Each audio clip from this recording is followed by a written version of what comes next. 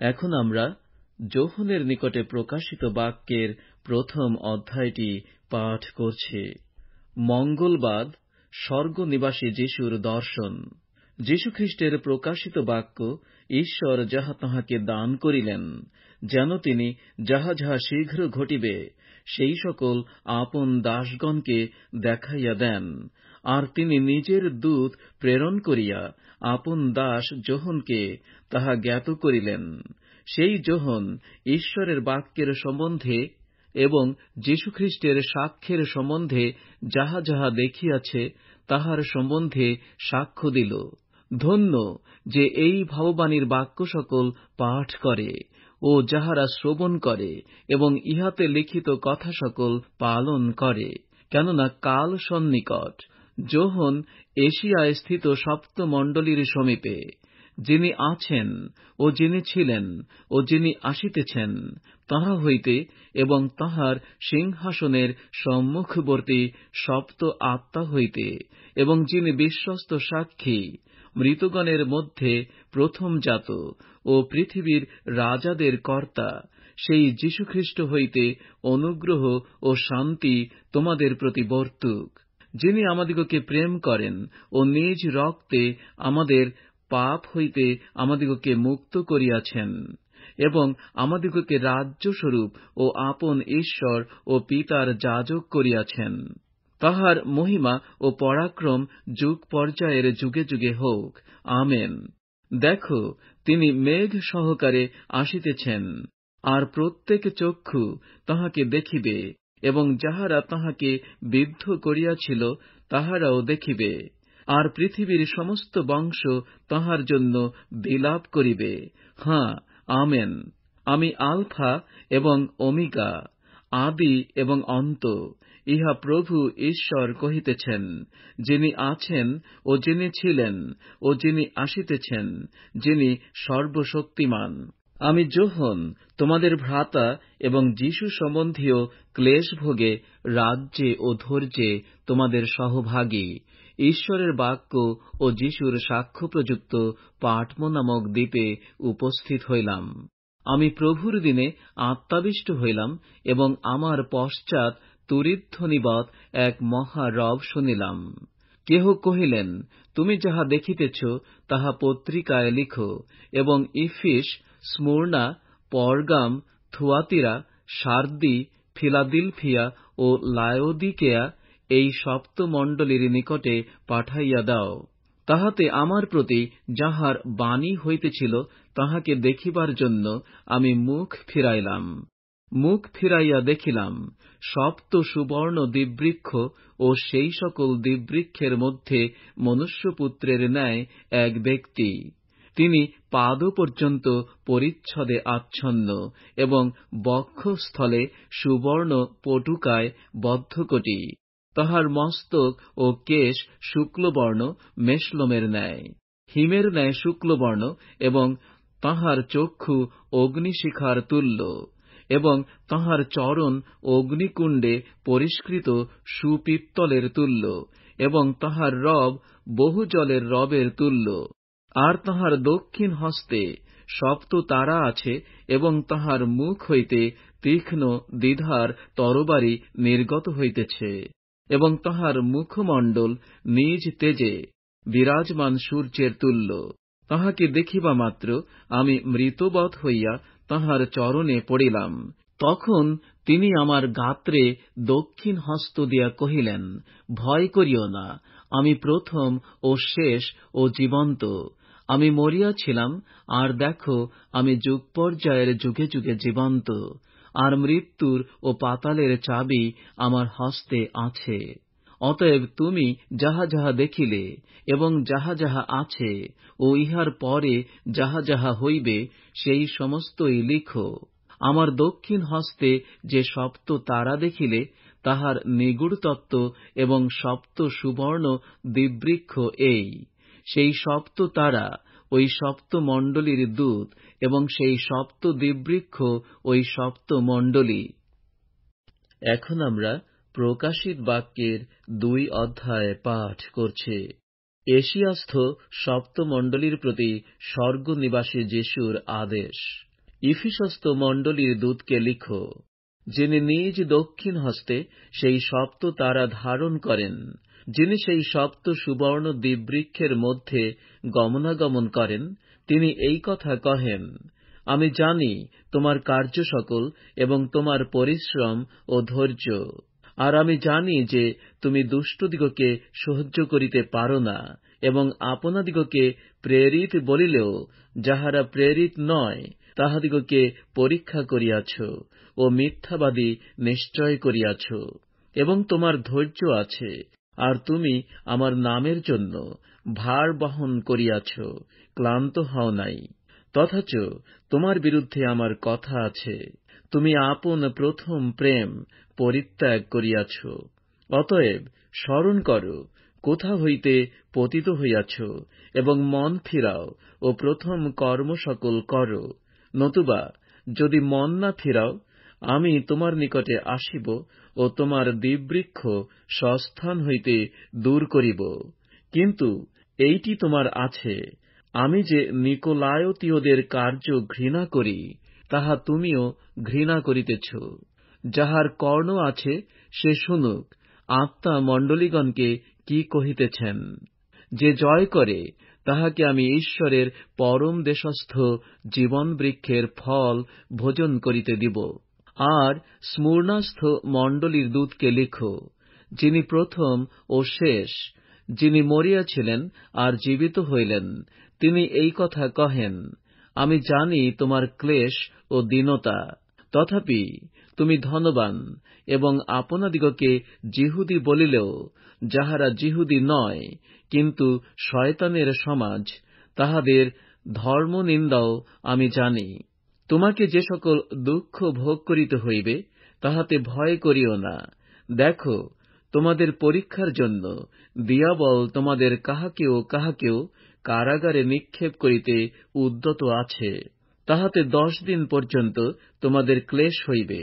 তুমি মরণ পর্যন্ত বিশ্বস্ত থাকো, তাহাতে আমি তোমাকে জীবন মুকুট দিব। যাহার কর্ণ আছে সে শুনুক, আত্মা মণ্ডলীগণকে কি কহিতেছেন। যে জয় করে সে দ্বিতীয় মৃত্যু দ্বারা হিংসিত হইবে না। আর পর্গামস্থ মণ্ডলীর দূতকে লিখো, যিনি তীক্ষ্ণ দ্বিধার খড়গ ধারণ করেন, তিনি এই কথা কহেন, আমি জানি তুমি কোথায় বাস করিতেছ, সেখানে শয়তানের সিংহাসন রহিয়াছে, আর তুমি আমার নাম দৃঢ়রূপে ধারণ করিতেছ। আমার বিশ্বাস অস্বীকার করো নাই। আমার সেই সাক্ষী, আমার সেই বিশ্বস্ত লোক আন্তিপা যখন তোমাদের মধ্যে তথায় নিহত হইয়াছিল, যেখানে শয়তান বাস করে, তখনও বিশ্বাস অস্বীকার করো নাই। তথাচ তোমার বিরুদ্ধে আমার কয়েকটি কথা আছে, কেননা তুমি সেই স্থানে বিলিয়মের শিক্ষাবলম্বী কয়েকজনকে রাখিতেছ। সেই ব্যক্তি ইসরায়েল সন্তানদের সম্মুখে বিঘ্ন ফেলিয়া রাখিতে বালককে শিক্ষা দিয়াছিল, যেন তাহারা প্রতিমার কাছে উৎসৃষ্ট বলি ভক্ষণ ও বেশ্যাগমন করে। তদ্রূপ তুমিও সেইভাবে নিকোলায়তীয়দের শিক্ষাবলম্বী কয়েকজনকে রাখিতেছ। অতএব মন ফিরাও, নতুবা আমি শীঘ্রই তোমার নিকটে আসিব এবং আমার মুখের তরবারি দ্বারা তাহাদের সহিত যুদ্ধ করিব। যাহার কর্ণ আছে সে শুনুক, আত্মা মণ্ডলীগণকে কি কহিতেছেন। যে জয় করে তাহাকে আমি গুপ্ত মান্না দিব, এবং একখানি শ্বেতপ্রস্তর তাহাকে দিব। সেই প্রস্তরের উপরে নূতন এক নাম লেখা আছে, আর কেহই সেই নাম জানে না, কেবল যে তাহা গ্রহণ করে সেই জানে। আর থুয়াতিরাস্থ মণ্ডলীর দূতকে লিখো, যিনি ঈশ্বরের পুত্র, যাহার চক্ষু অগ্নিশিখার তুল্য ও যাহার চরণ সুপিত্তলের সদৃশ, তিনি এই কথা কহেন, আমি জানি তোমার কর্ম সকল ও তোমার প্রেম ও বিশ্বাস ও পরিচর্যা ও ধৈর্য, আর তোমার প্রথম কর্ম অপেক্ষা প্রচুরতর শেষ কর্ম আমি জানি। তথাচ তোমার বিরুদ্ধে আমার কথা আছে। ইসেবল নাম্নী যে নারী আপনাকে ভাববাদিনী বলে, তুমি তাহাকে থাকিতে দিতেছ, এবং সে আমারই দাসগণকে বেশ্যাগমন ও প্রতিমার কাছে উৎসৃষ্ট বলি ভক্ষণ করিতে শিক্ষা দিয়া ভুলাইতেছে। আমি তাহাকে মন ফিরাইবার জন্য সময় দিয়াছিলাম, কিন্তু সে নিজ ব্যভিচার হইতে মন ফিরাইতে চায় না। দেখো, আমি তাহাকে শয্যাগত করিব, এবং যাহারা তাহার সহিত ব্যভিচার করে, তাহারা যদি তাহার কার্য হইতে মন না ফিরায়, তবে তাহাদিগকে মহাক্লেশে ফেলিয়া দিব। আর আমি মারি দ্বারা তাহার সন্তানগণকে বধ করিব, তাহাতে সমস্ত মণ্ডলী জানিতে পারিবে আমি মর্মের ও হৃদয়ের অনুসন্ধানকারী। আর আমি তোমাদের প্রত্যেক জনকে আপন আপন কার্যানুযায়ী ফল দিব। কিন্তু থুয়াতিরাতে অবশিষ্ট তোমাদের যতজন সেই শিক্ষা গ্রহণ করে নাই, লোকে যাহাকে গভীর তত্ত্ব বলে, শয়তানের সেই গভীর তত্ত্ব সকল যাহারা জ্ঞাত হয় নাই, তাহাদিগকে বলিতেছি, তোমাদের উপরে আমি অন্য কোন ভার অর্পণ করি না, কেবল যাহা তোমাদের আছে তাহা আমার আগমন পর্যন্ত দৃঢ়রূপে ধারণ করো। আর যে জয় করে ও শেষ পর্যন্ত আমার আদিষ্ট কার্য সকল পালন করে, তাহাকে আমি আপনি পিতা হইতে যেরূপ পাইয়াছি তদ্রূপ জাতিগণের উপরে কর্তৃত্ব দিব। তাহাতে সে লৌহদণ্ড দ্বারা তাহাদিগকে এমনই শাসন করিবে যে কুম্ভকারের মৃৎপাত্রের ন্যায় চুরমার হইয়া যাইবে। আর আমি প্রভাতীয় তারা তাহাকে দিব। যাহার কর্ণ আছে সে শুনুক, আত্মা মণ্ডলীগণকে কি কহিতেছেন। এখন আমরা প্রকাশিত বাক্যের ৩ অধ্যায় পাঠ করছি। আর সার্দিস্থ মণ্ডলীর দূতকে লিখো, যিনি ঈশ্বরের সপ্ত আত্মা এবং সপ্ত তারা ধারণ করেন, তিনি এই কথা কহেন, আমি জানি তোমার কার্য সকল, তোমার জীবন নামমাত্র, তুমি মৃত। জাগ্রত হও এবং অবশিষ্ট যে সকল বিষয় মৃতকল্প হইল তাহা সুস্থির করো। কেননা আমি তোমার কোন কার্য আমার ঈশ্বরের সাক্ষাতে সিদ্ধ দেখি নাই। অতএব তুমি স্মরণ করো কিরূপে প্রাপ্ত হইয়াছ ও শুনিয়াছ, আর তাহা পালন করো এবং মন ফিরাও। যদি জাগ্রত না হও, তবে আমি চোরের ন্যায় আসিব, এবং কোন দণ্ডে তোমার নিকটে আসিব তাহা তুমি জানিতে পারিবে না। তথাপি সার্দিতে তোমার এমন কয়েকটি লোক আছে, যাহারা আপন আপন বস্ত্র মলিন করে নাই। তাহারা শুক্ল পরিচ্ছদে আমার সহিত গমনাগমন করিবে, কেননা তাহারা যোগ্য। যে জয় করে সে তদ্রূপ শুক্ল বস্ত্র পরিহিত হইবে, এবং আমি তাহার নাম কোন ক্রমে জীবন পুস্তক হইতে মুছিয়া ফেলিব না, কিন্তু আমার পিতার সাক্ষাতে ও তাহার দূতগণের সাক্ষাতে তাহার নাম স্বীকার করিব। যাহার কর্ণ আছে সে শুনুক, আত্মা মণ্ডলীগণকে কি কহিতেছেন।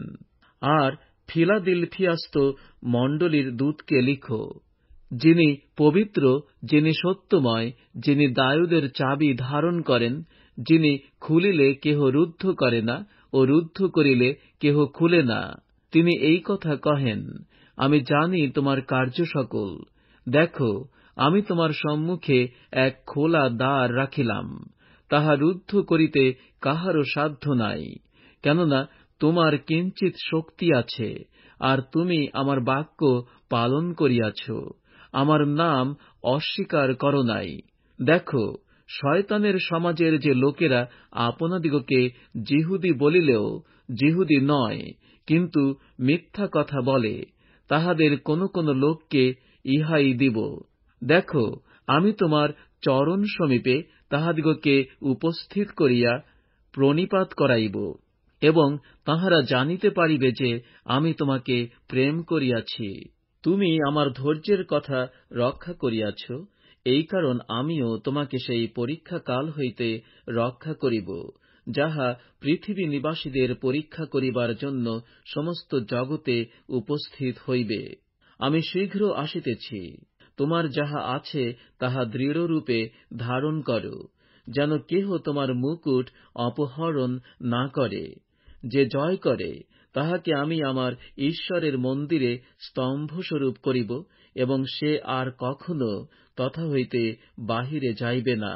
এবং তাহার উপরে আমার ঈশ্বরের নাম লিখিব, এবং আমার ঈশ্বরের নগরী যে নূতন জেরুসালেম স্বর্গ হইতে আমার ঈশ্বরের নিকট হইতে নামিবে, তাহার নাম এবং আমার নূতন নাম লিখিব। যাহার কর্ণ আছে সে শুনুক, আত্মা মণ্ডলীগণকে কি কহিতেছেন।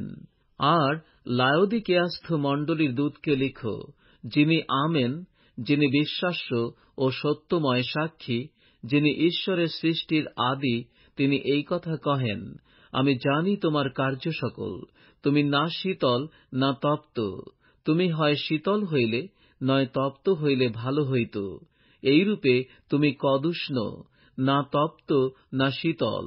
এই জন্য আমি নিজ মুখ হইতে তোমাকে বমন করিতে উদ্যত হইয়াছি। তুমি কহিতেছ, আমি ধনবান, ধন সঞ্চয় করিয়াছি, আমার কিছুরই অভাব নাই। কিন্তু জানো না যে তুমি দুর্ভাগ্য, কৃপাপাত্র, দরিদ্র, অন্ধ ও উলঙ্গ।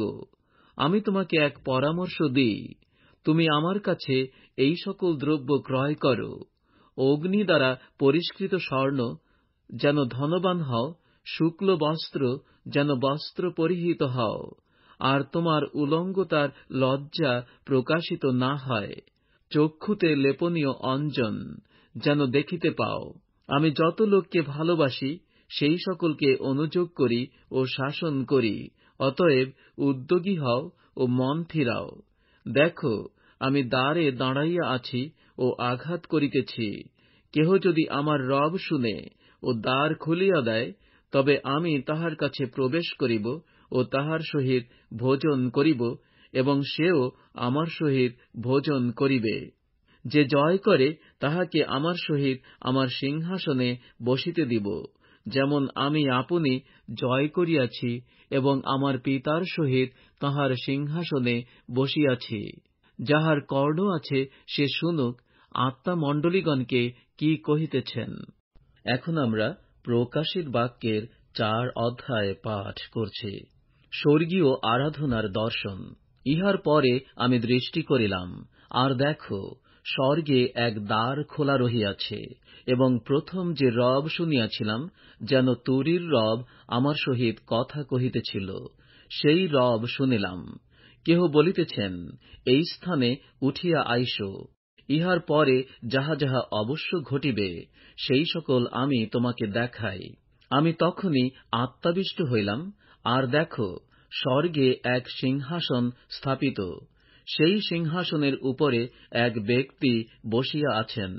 যিনি বসিয়া আছেন, তিনি দেখিতে সূর্যকান্তের ও শারদীয় মণির তুল্য। আর সেই সিংহাসনের চারিদিকে মেঘধনুক, তাহা দেখিতে মরকতমণির তুল্য। আর সেই সিংহাসনের চারিদিকে 24টি সিংহাসন আছে। সেই সকল সিংহাসনে 24 জন প্রাচীন বসিয়া আছেন। তাঁহারা শুক্ল বস্ত্র পরিহিত, এবং তাঁহাদের মস্তকের উপরে সুবর্ণ মুকুট। সেই সিংহাসন হইতে বিদ্যুৎ, রব ও মেঘ গর্জন বাহির হইতেছে, এবং সেই সিংহাসনের সম্মুখে অগ্নিময় সপ্ত প্রদীপ জ্বলিতেছে, তাহা ঈশ্বরের সপ্ত আত্মা। আর সেই সিংহাসনের সম্মুখে যেন স্ফটিকবৎ কাঁচময় এক সমুদ্র আছে, এবং সিংহাসনের মধ্যে ও সিংহাসনের চারিদিকে 4 প্রাণী আছেন। তাহারা সম্মুখে ও পশ্চাতে চক্ষুতে পরিপূর্ণ। প্রথম প্রাণী সিংহের তুল্য, দ্বিতীয় প্রাণী গোবৎসের তুল্য, তৃতীয় প্রাণী মনুষ্যের ন্যায় মুখমণ্ডল বিশিষ্ট, এবং চতুর্থ প্রাণী উড্ডীয়মান ঈগল পক্ষীর তুল্য। সেই 4 প্রাণীর প্রত্যেকের 6টি পক্ষ, এবং তাহারা চারিদিকে ও ভিতরে চক্ষুতে পরিপূর্ণ। আর তাহারা দিবারাত্র অবিশ্রামে এই কথা কহিতেছেন, পবিত্র, পবিত্র, পবিত্র প্রভু ঈশ্বর সর্বশক্তিমান, যিনি ছিলেন ও যিনি আছেন ও যিনি আসিতেছেন। আর যিনি সিংহাসনে বসিয়া আছেন, যিনি যুগ পর্যায়ের যুগে যুগে জীবন্ত, সেই প্রাণীবর্গ যখন তাঁহার প্রতাপ ও সমাদর ও ধন্যবাদ কীর্তন করিবেন, তখন যিনি সিংহাসনে বসিয়া আছেন তাঁহার সম্মুখে ওই 24 জন প্রাচীন প্রণিপাত করিবেন, এবং যিনি যুগ পর্যায়ের যুগে যুগে জীবন্ত তাঁহার ভজনা করিবেন, আর আপন আপন মুকুট সিংহাসনের সম্মুখে নিক্ষেপ করিয়া বলিবেন, হে আমাদের প্রভু ও আমাদের ঈশ্বর, তুমি প্রতাপ ও সমাদর ও পরাক্রম গ্রহণের যোগ্য, কেননা তুমি সকলের সৃষ্টি করিয়াছ, এবং তোমার ইচ্ছা হেতু সকলই অস্তিত্বপ্রাপ্ত ও সৃষ্ট হইয়াছে। এখন আমরা প্রকাশিত বাক্যের 5 অধ্যায় পাঠ করছি। ঈশ্বরের মেষশাবকের স্বর্গীয় মহিমা। আর যিনি সিংহাসনে বসিয়া আছেন, আমি তাঁহার দক্ষিণ হস্তে এক পুস্তক দেখিলাম, তাহা ভিতরে ও বাহিরে লিখিত ও সপ্ত মুদ্রায় মুদ্রাঙ্কিত। পরে আমি দেখিলাম এক শক্তিমান দূত মহারবে এই কথা ঘোষণা করিতেছেন, ওই পুস্তক খুলিবার ও তাহার মুদ্রা সকল খুলিবার যোগ্য কে? কিন্তু স্বর্গে কি পৃথিবীতে কি পৃথিবীর নিচে সেই পুস্তক খুলিতে অথবা তাহার প্রতি দৃষ্টি করিতে কাহারও সাধ্য হইল না। তখন আমি বিস্তর রোদন করিতে লাগিলাম, কারণ সেই পুস্তক খুলিবার ও তাহার প্রতি দৃষ্টি করিবার যোগ্য কাহাকেও পাওয়া গেল না। তাহাতে সেই প্রাচীন বর্গের মধ্যে একজন আমাকে কহিলেন, রোদন করিও না, দেখো, যিনি জিহুদা বংশীয় সিংহ দায়ুদের মূলস্বরূপ, তিনি ওই পুস্তক ও উহার সপ্ত মুদ্রা খুলিবার নিমিত্ত বিজয়ী হইয়াছেন। পরে আমি দেখিলাম ওই সিংহাসনের ও 4 প্রাণীর মধ্যে ও প্রাচীন বর্গের মধ্যে এক মেষশাবক দাঁড়াইয়া আছেন। তাহাকে যেন বধ করা হইয়াছিল। তাহার সপ্ত শৃঙ্গ ও সপ্ত চক্ষু, সেই চক্ষু সমস্ত পৃথিবীতে প্রেরিত ঈশ্বরের সপ্ত আত্মা।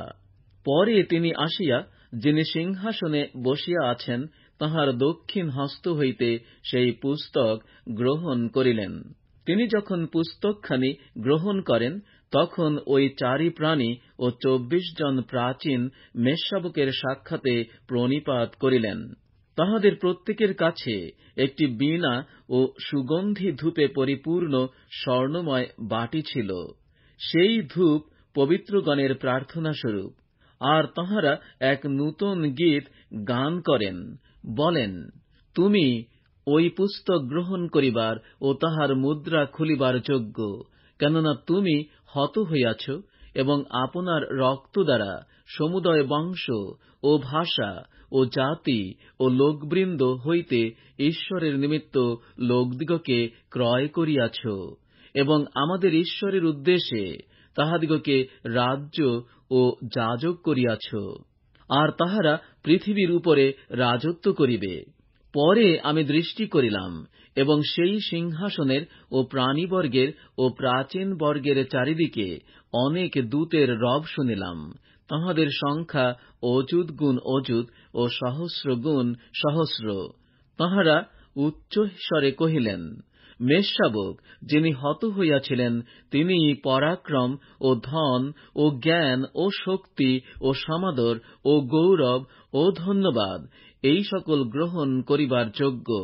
পরে স্বর্গে ও পৃথিবীতে ও পৃথিবীর নিচে ও সমুদ্রের উপরে যে সকল সৃষ্ট বস্তু এবং এই সকলের মধ্যে যাহা কিছু আছে, সমস্তেরই এই বাণী শুনিলাম।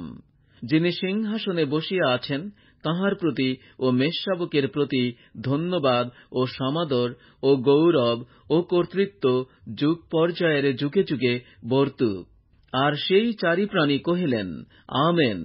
আর সেই প্রাচীনেরা প্রণিপাত করিয়া ভজনা করিলেন। এখন আমরা প্রকাশিত বাক্যের 6 অধ্যায় পাঠ করছি। একখানি পুস্তকের সপ্ত মুদ্রা খুলিবার দর্শন।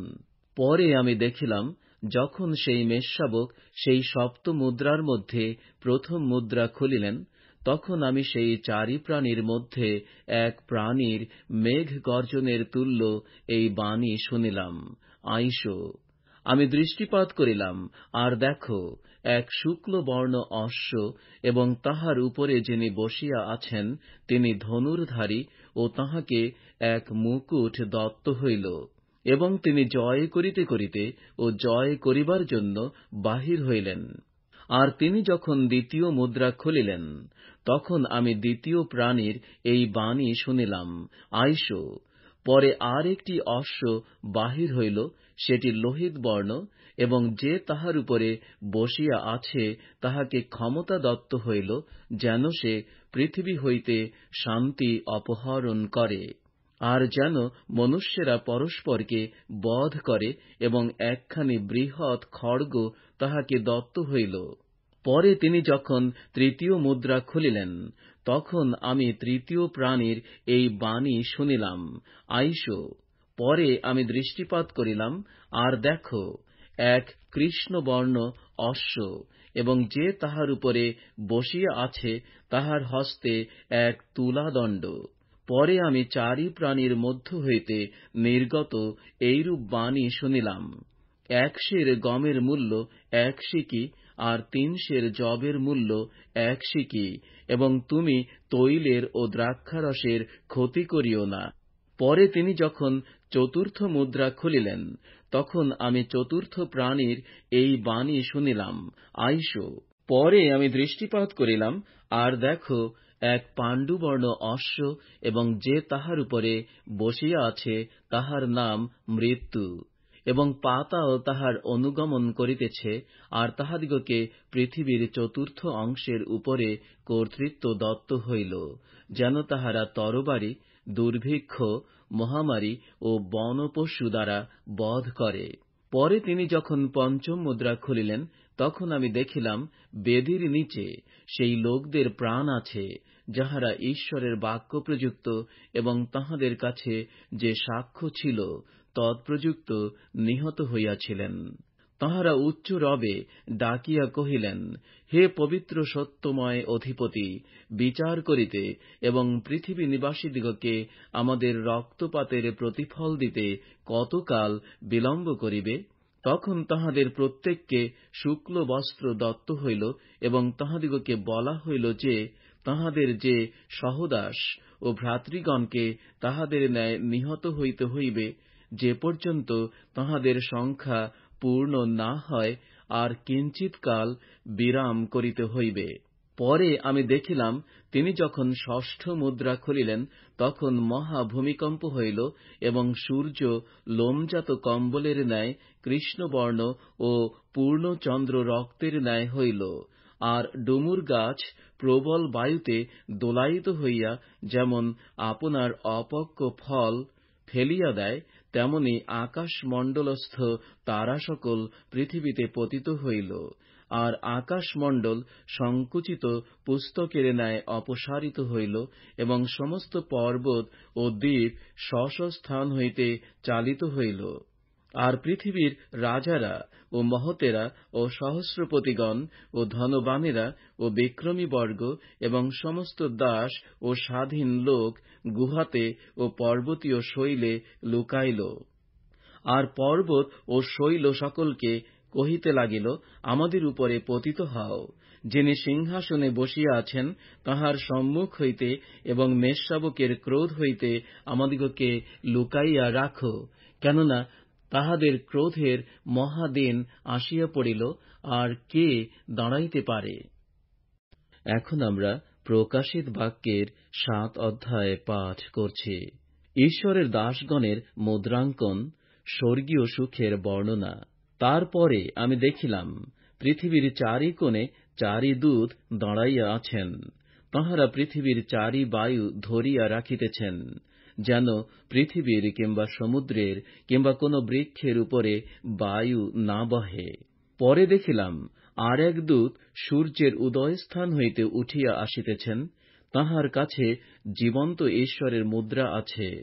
তিনি উচ্চৈঃস্বরে ডাকিয়া যে 4 দূতকে পৃথিবীর ও সমুদ্রের হানি করিবার ক্ষমতা প্রদত্ত হইয়াছিল, তাহাদিগকে কহিলেন, আমরা যে পর্যন্ত আমাদের ঈশ্বরের দাসগণকে ললাটে মুদ্রাঙ্কিত না করি, সে পর্যন্ত তোমরা পৃথিবীর কিংবা সমুদ্রের কিংবা বৃক্ষসমূহের হানি করিও না। পরে আমি ওই মুদ্রাঙ্কিত লোকদের সংখ্যা শুনিলাম।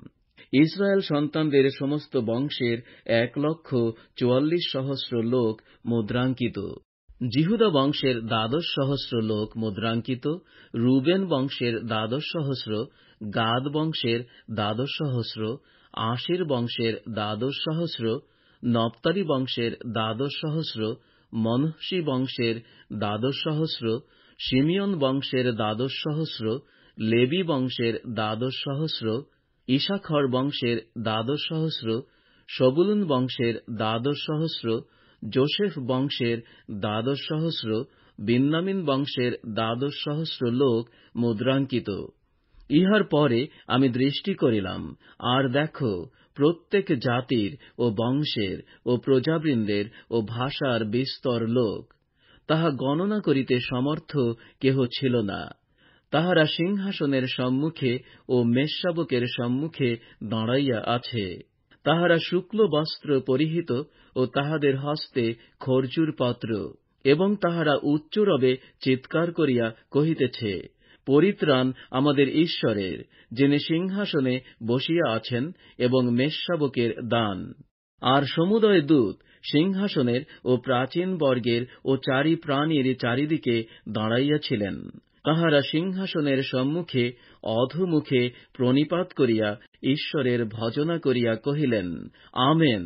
ধন্যবাদ ও গৌরব ও জ্ঞান ও প্রশংসা ও সমাদর ও পরাক্রম ও শক্তি যুগ পর্যায়ের যুগে যুগে আমাদের ঈশ্বরের প্রতি বর্তুক।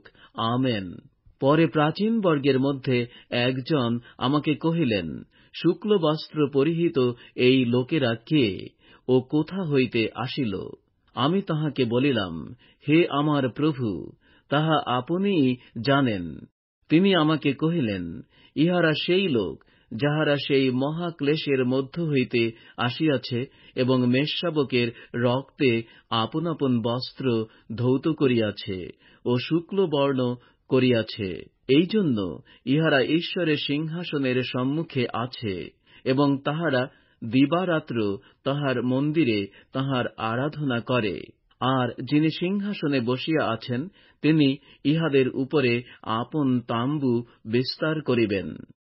ইহারা আর কখনো ক্ষুধিত হইবে না, আর কখনো তৃষ্ণার্তও হইবে না, এবং ইহাদিগেতে রৌদ্র বা কোন উত্তাপ লাগিবে না, কারণ সিংহাসনের মধ্যস্থিত মেষশাবক ইহাদিগকে পালন করিবেন এবং জীবন জলের উনুইয়ের নিকটে গমন করাইবেন, আর ঈশ্বর ইহাদের সমস্ত নেত্রজল মুছাইয়া দিবেন। এখন আমরা প্রকাশিত বাক্যের 8 অধ্যায় পাঠ করছি। তুরীবাদক সপ্তদূতের দর্শন। আর তিনি যখন সপ্তম মুদ্রা খুলিলেন, তখন স্বর্গে অর্ধঘটিকা পর্যন্ত নিঃশব্দতা হইল। পরে আমি সেই সপ্তদূতকে দেখিলাম, যাহারা ঈশ্বরের সম্মুখে দাঁড়াইয়া থাকেন। তাহাদিগকে সপ্ত তুরী দত্ত হইল। পরে আর এক দূত আসিয়া বেদীর নিকটে দাঁড়াইলেন। তাহার হস্তে স্বর্ণ ধূপধানি ছিল, এবং তাহাকে প্রচুর ধূপ দত্ত হইল, যেন তিনি তাহা সিংহাসনের সম্মুখস্থ স্বর্ণবেদীর উপরে সকল পবিত্র লোকের প্রার্থনায় যোগ করেন। তাহাতে পবিত্রগণের প্রার্থনার সহিত দূতের হস্ত হইতে ধূপের ধূম ঈশ্বরের সম্মুখে উঠিল। পরে ওই দূত ধূপদানি লইয়া বেদীর অগ্নিতে পূর্ণ করিয়া পৃথিবীতে নিক্ষেপ করিলেন। তাহাতে মেঘ গর্জন, রব, বিদ্যুৎ ও ভূমিকম্প হইল। পরে সপ্ত তুরীধারী সেই সপ্তদূত তুরী বাজাইতে প্রস্তুত হইলেন। প্রথম দূত তুরী বাজাইলেন, আর রক্ত মিশ্রিত শিলা ও অগ্নি উপস্থিত হইয়া পৃথিবীতে নিক্ষিপ্ত হইল। তাহাতে পৃথিবীর 1/3 পুড়িয়া গেল, ও বৃক্ষসমূহের 1/3 পুড়িয়া গেল, এবং সমুদয় হরিদ্বর্ণ তৃণ পুড়িয়া গেল। পরে দ্বিতীয় দূত তুরী বাজাইলেন, আর যেন অগ্নিতে প্রজ্বলিত এক মহাপর্বত সমুদ্রের মধ্যে নিক্ষিপ্ত হইল। তাহাতে সমুদ্রের 1/3 রক্ত হইয়া গেল ও সমুদ্র মধ্যস্থ 1/3 জীবন বিশিষ্ট সৃষ্ট জন্তু মরিয়া গেল এবং জাহাজ সমুদয়ের 1/3 নষ্ট হইল। পরে তৃতীয় দূত তুরি বাজাইলেন, আর প্রদীপের ন্যায় প্রজ্বলিত এক বৃহৎ তারা আকাশ হইতে পড়িয়া গেল, নদ নদীর 1/3 ও জলের উনুই সকলের উপরে পড়িল। সেই তারার নাম নাগদানা। তাহাতে 1/3 জল নাগদানা হইয়া উঠিল এবং জল তিক্ত হওয়া প্রযুক্ত অনেক লোক মরিয়া গেল। পরে চতুর্থ দূত তুরি বাজাইলেন, আর সূর্যের 1/3 ও চন্দ্রের 1/3 ও তারাগণের 1/3 আহত হইল। তাহাতে প্রত্যেকের 1/3 অন্ধকারময় হয় এবং দিবসের 1/3 আলোক রহিত হয়, আর রাত্রিও তদ্রূপ হয়। পরে আমি দৃষ্টি করিলাম, আর আকাশের মধ্যপথে উড়িয়া যাইতেছে এমন এক ঈগল পক্ষীর বাণী শুনিলাম। সে উচ্চরবে বলিল, অবশিষ্ট যে 3 দূত তুরি বাজাইবেন, তাঁহাদের তুরিধ্বনি হেতু পৃথিবী নিবাসীদের সন্তাপ সন্তাপ সন্তাপ হইবে। এখন আমরা প্রকাশিত বাক্যের 9 অধ্যায় পাঠ করছি। পরে পঞ্চম দূত তুরি বাজাইলেন, আর আমি স্বর্গ হইতে পৃথিবীতে পতিত একটা তারা দেখিলাম। তাহাকে অগাধ লোকের কূপের চাবি দত্ত হইল। তাহাতে সে অগাধ লোকের কূপ খুলিল, আর ওই কূপ হইতে বৃহৎ ভাটির ধূমের ন্যায় ধূম উঠিল। কূপ হইতে উত্থিত সেই ধূমে সূর্য ও আকাশ অন্ধকারাবৃত হইল। পরে ওই ধূম হইতে পঙ্গপাল বাহির হইয়া পৃথিবীতে আসিল, আর তাহাদিগকে পৃথিবীস্থ বৃশ্চিকের ক্ষমতার ন্যায় ক্ষমতা দত্ত হইল। আর তাহাদিগকে বলা হইল, পৃথিবীস্থ তৃণের কি হরিদ্বর্ণ শাকের কি কোন বৃক্ষের হানি করিও না, কেবল সেই মনুষ্যদেরই হানি কর, যাহাদের ললাটে ঈশ্বরের মুদ্রাঙ্ক নাই। উহাদিগকে বধ করিবার অনুমতি নয়, কেবল 5 মাস পর্যন্ত যাতনা দিবার অনুমতি তাহাদিগকে দত্ত হইল। তাহাদের আঘাতে বৃশ্চিক আহত মনুষ্যের যাতনা তুল্য যাতনা হয়। তৎকালে মনুষ্যেরা মৃত্যুর অন্বেষণ করিবে, কিন্তু কোনো মতে তাহার উদ্দেশ পাইবে না। তাহারা মরিবার আকাঙ্ক্ষা করিবে, কিন্তু মৃত্যু তাহাদের হইতে পলায়ন করিবে। ওই পঙ্গপালের আকৃতি যুদ্ধার্থে সজ্জীভূত অশ্বগণের ন্যায়, ও তাহাদের মস্তকে যেন সুবর্ণের তুল্য মুকুট ছিল, এবং তাহাদের মুখ মনুষ্য মুখের ন্যায়, আর তাহাদের কেশ স্ত্রীলোকের কেশের ন্যায়, ও তাহাদের দন্ত সিংহ দন্তের ন্যায়, আর তাহাদের বুকপাটা লৌহ বুকপাটার ন্যায়, ও তাহাদের পক্ষের শব্দ রথের যুদ্ধে ধাবমান বহু অশ্বের শব্দতুল্য, আর বৃশ্চিকের ন্যায় তাহাদের লাঙ্গুল ও হুল আছে, এবং 5 মাস মনুষ্যদের হানি করিতে তাহাদের ক্ষমতা ওই লাঙ্গুলে রহিয়াছে। ওই পঙ্গপালের রাজা অগাধ লোকের দূত, তাহার নাম ইব্রীয় ভাষায় আবদ্দন ও গ্রীক ভাষায় তাহার নাম আপোল্লুওন, বিনাশক। প্রথম সন্তাপ গত হইল, দেখো ইহার পরে আরো 2 সন্তাপ আসিতেছে। পরে ষষ্ঠ দূত তুরি বাজাইলেন, আর আমি ঈশ্বরের সম্মুখস্থ স্বর্ণবেদীর 4 শৃঙ্গ হইতে এক বাণী শুনিতে পাইলাম। উহা সেই ষষ্ঠ তুরিধারী দূতকে কহিল, ইউফ্রেটিস মহানদীর সমীপে যে 4 দূত বদ্ধ আছে, তাহাদিগকে মুক্ত কর। তখন মনুষ্য জাতির 3য় অংশকে বধ করিবার জন্য যে 4 দূতকে সেই দণ্ড ও দিন ও মাস ও বৎসরের জন্য প্রস্তুত করা হইয়াছিল, তাহারা মুক্ত হইল। ওই অশ্বারোহী সৈন্যের সংখ্যা 200 লক্ষ। আমি তাহাদের সেই সংখ্যা শুনিলাম। আর দর্শনে আমি সেই অশ্বগণ ও তদারোহী ব্যক্তিদিগকে এইরূপ দেখিতে পাইলাম, তাহাদের বুকপাটা অগ্নিময় ও নীলবর্ণ ও গন্ধকময়, এবং অশ্বগণের মস্তক সিংহ মস্তকের ন্যায়, ও তাহাদের মুখ হইতে অগ্নি, ধূম ও গন্ধক বাহির হইতেছে। ওই 3 আঘাত দ্বারা তাহাদের মুখ হইতে নির্গত অগ্নি, ধূম ও গন্ধক দ্বারা তৃতীয় অংশ মনুষ্য হত হইল। কেননা সেই অশ্বদের শক্তি তাহাদের মুখে ও তাহাদের লাঙ্গুলে, কারণ তাহাদের লাঙ্গুল সর্পের তুল্য এবং মস্তক বিশিষ্ট, তদ্বারাই তাহারা হানি করে। এই সকল আঘাতে যাহারা হত হইল না, সেই অবশিষ্ট মনুষ্যেরা আপন আপন হস্তকৃত কর্ম হইতে মন ফিরাইল না, অর্থাৎ ভূতগণের ভজনা হইতে, এবং যে প্রতিমাগণ দেখিতে বা শুনিতে বা চলিতে পারে না, সেই সকল স্বর্ণ, রৌপ্য, পিত্তল, প্রস্তর ও কাষ্ঠময় প্রতিমাগণের ভজনা হইতে নিবৃত্ত হইল না। আর তাহারা আপন আপন নরহত্যা, আপন আপন কুহক, আপন আপন ব্যভিচার ও আপন আপন চৌর্য হইতেও মন ফিরাইল না। এখন আমরা প্রকাশিত বাক্যের 10 অধ্যায় পাঠ করছি। একজন দূতের ও ঈশ্বরের 2 সাক্ষীর দর্শন। পরে আমি আর এক শক্তিমান দূতকে স্বর্গ হইতে নামিয়া আসিতে দেখিলাম। তাহার পরিচ্ছদ মেঘ, তাহার মস্তকের উপরে মেঘধনুক, তাহার মুখ সূর্যতুল্য, তাহার চরণ অগ্নিস্তম্ভতুল্য, এবং তাহার হস্তে খোলা একখানি ক্ষুদ্র পুস্তক ছিল। তিনি সমুদ্রে দক্ষিণ চরণ ও স্থলে বাম চরণ রাখিলেন, এবং সিংহ গর্জনের ন্যায় হুঙ্কার শব্দে চিৎকার করিলেন। আর তিনি চিৎকার করিলে সপ্ত মেঘধ্বনি আপন আপন রব শুনাইল। সেই সপ্ত মেঘধ্বনি কথা কহিলে আমি লিখিতে উদ্যত হইলাম, আর স্বর্গ হইতে এই বাণী শুনিলাম, ওই সপ্ত মেঘধ্বনি যাহা কহিল তাহা মুদ্রাঙ্কিত কর, লিখিও না। পরে সেই দূত, যাহাকে আমি সমুদ্রের উপরে ও স্থলের উপরে দাঁড়াইতে দেখিয়াছিলাম, তিনি স্বর্গের প্রতি আপন দক্ষিণ হস্ত উঠাইলেন। আর যিনি যুগ পর্যায়ের যুগে যুগে জীবন্ত, যিনি আকাশ ও তন্মধ্যস্থ বস্তু সকলের এবং পৃথিবী ও তন্মধ্যস্থ বস্তু সকলের এবং সমুদ্র ও তন্মধ্যস্থ বস্তু সকলের সৃষ্টি করিয়াছিলেন, তাঁহার নামে এই শপথ করিলেন, আর বিলম্ব হইবে না।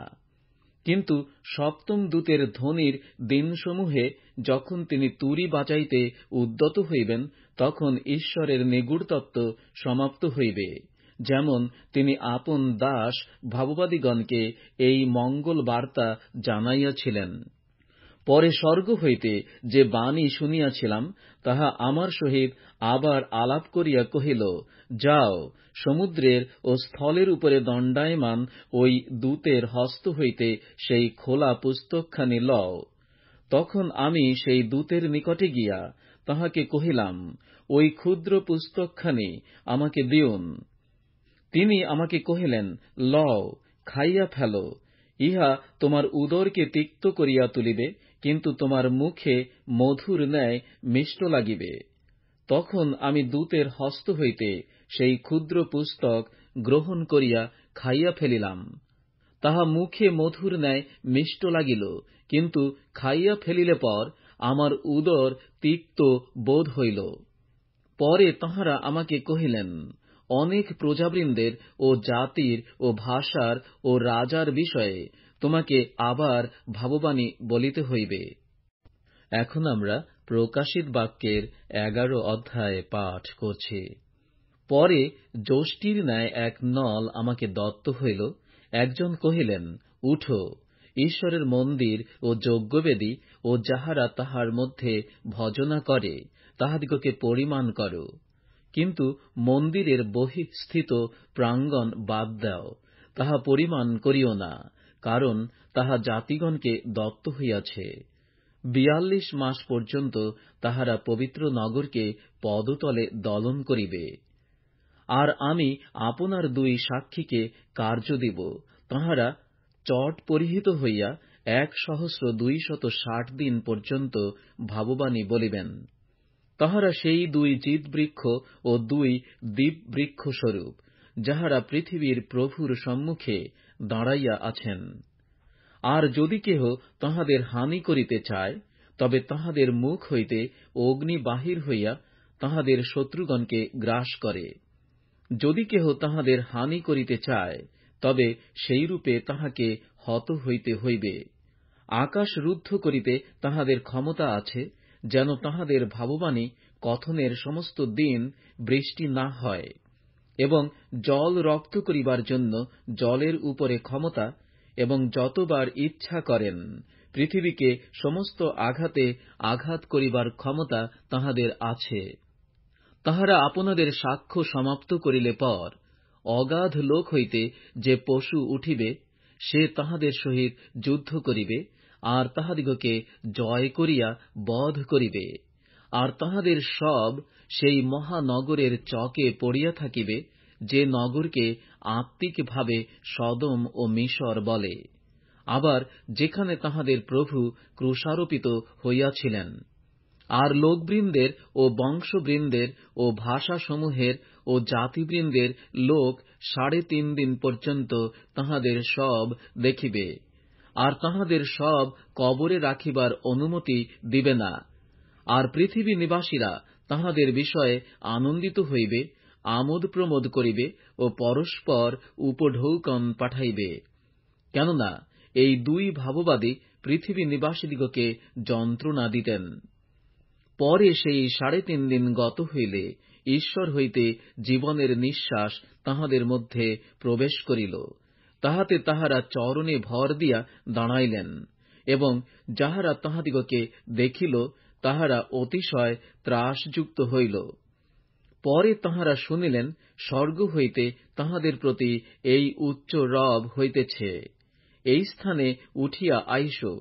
তখন তাহারা মেঘযোগে স্বর্গে উঠিয়া গেলেন, এবং তাহাদের শত্রুগণ তাহাদিগকে দেখিল।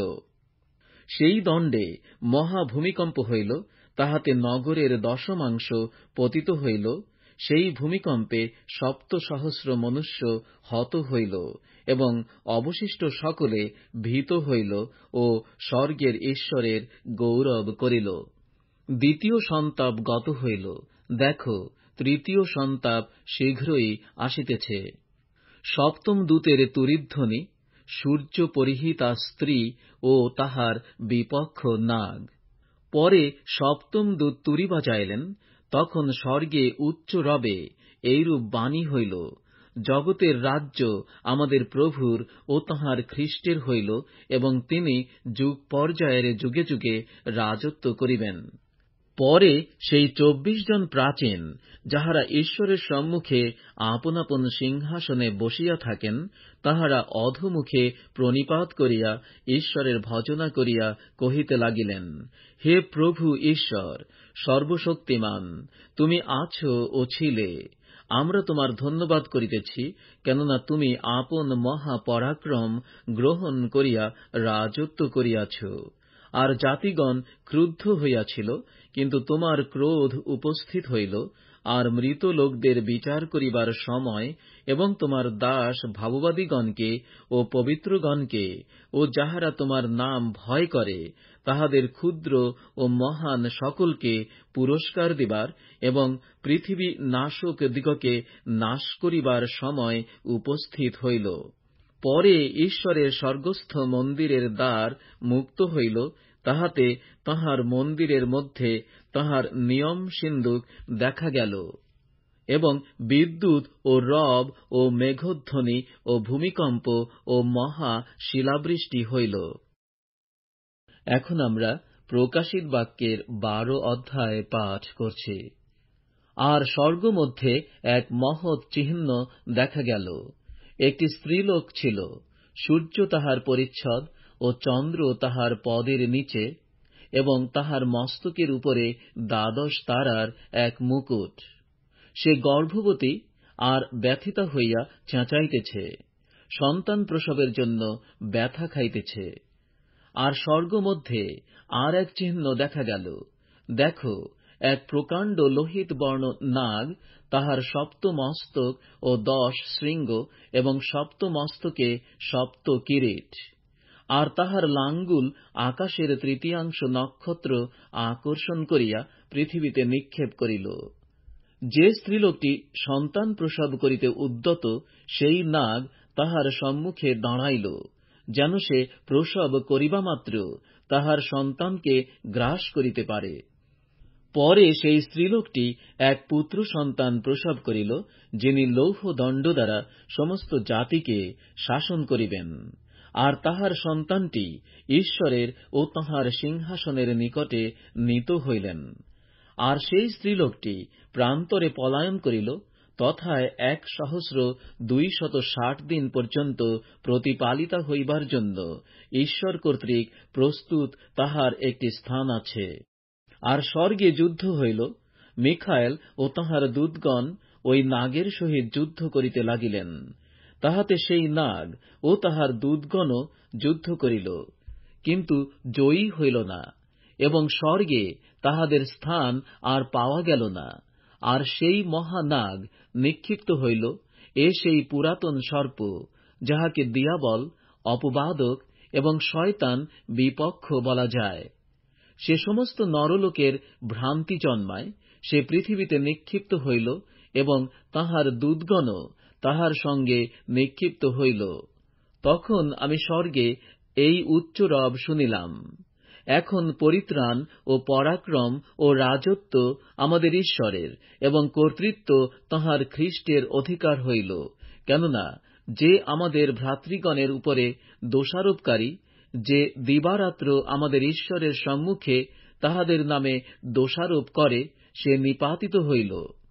আর মেষশাবকের রক্ত প্রযুক্ত এবং আপন আপন সাক্ষ্যের বাক্য প্রযুক্ত তাহারা তাহাকে জয় করিয়াছে।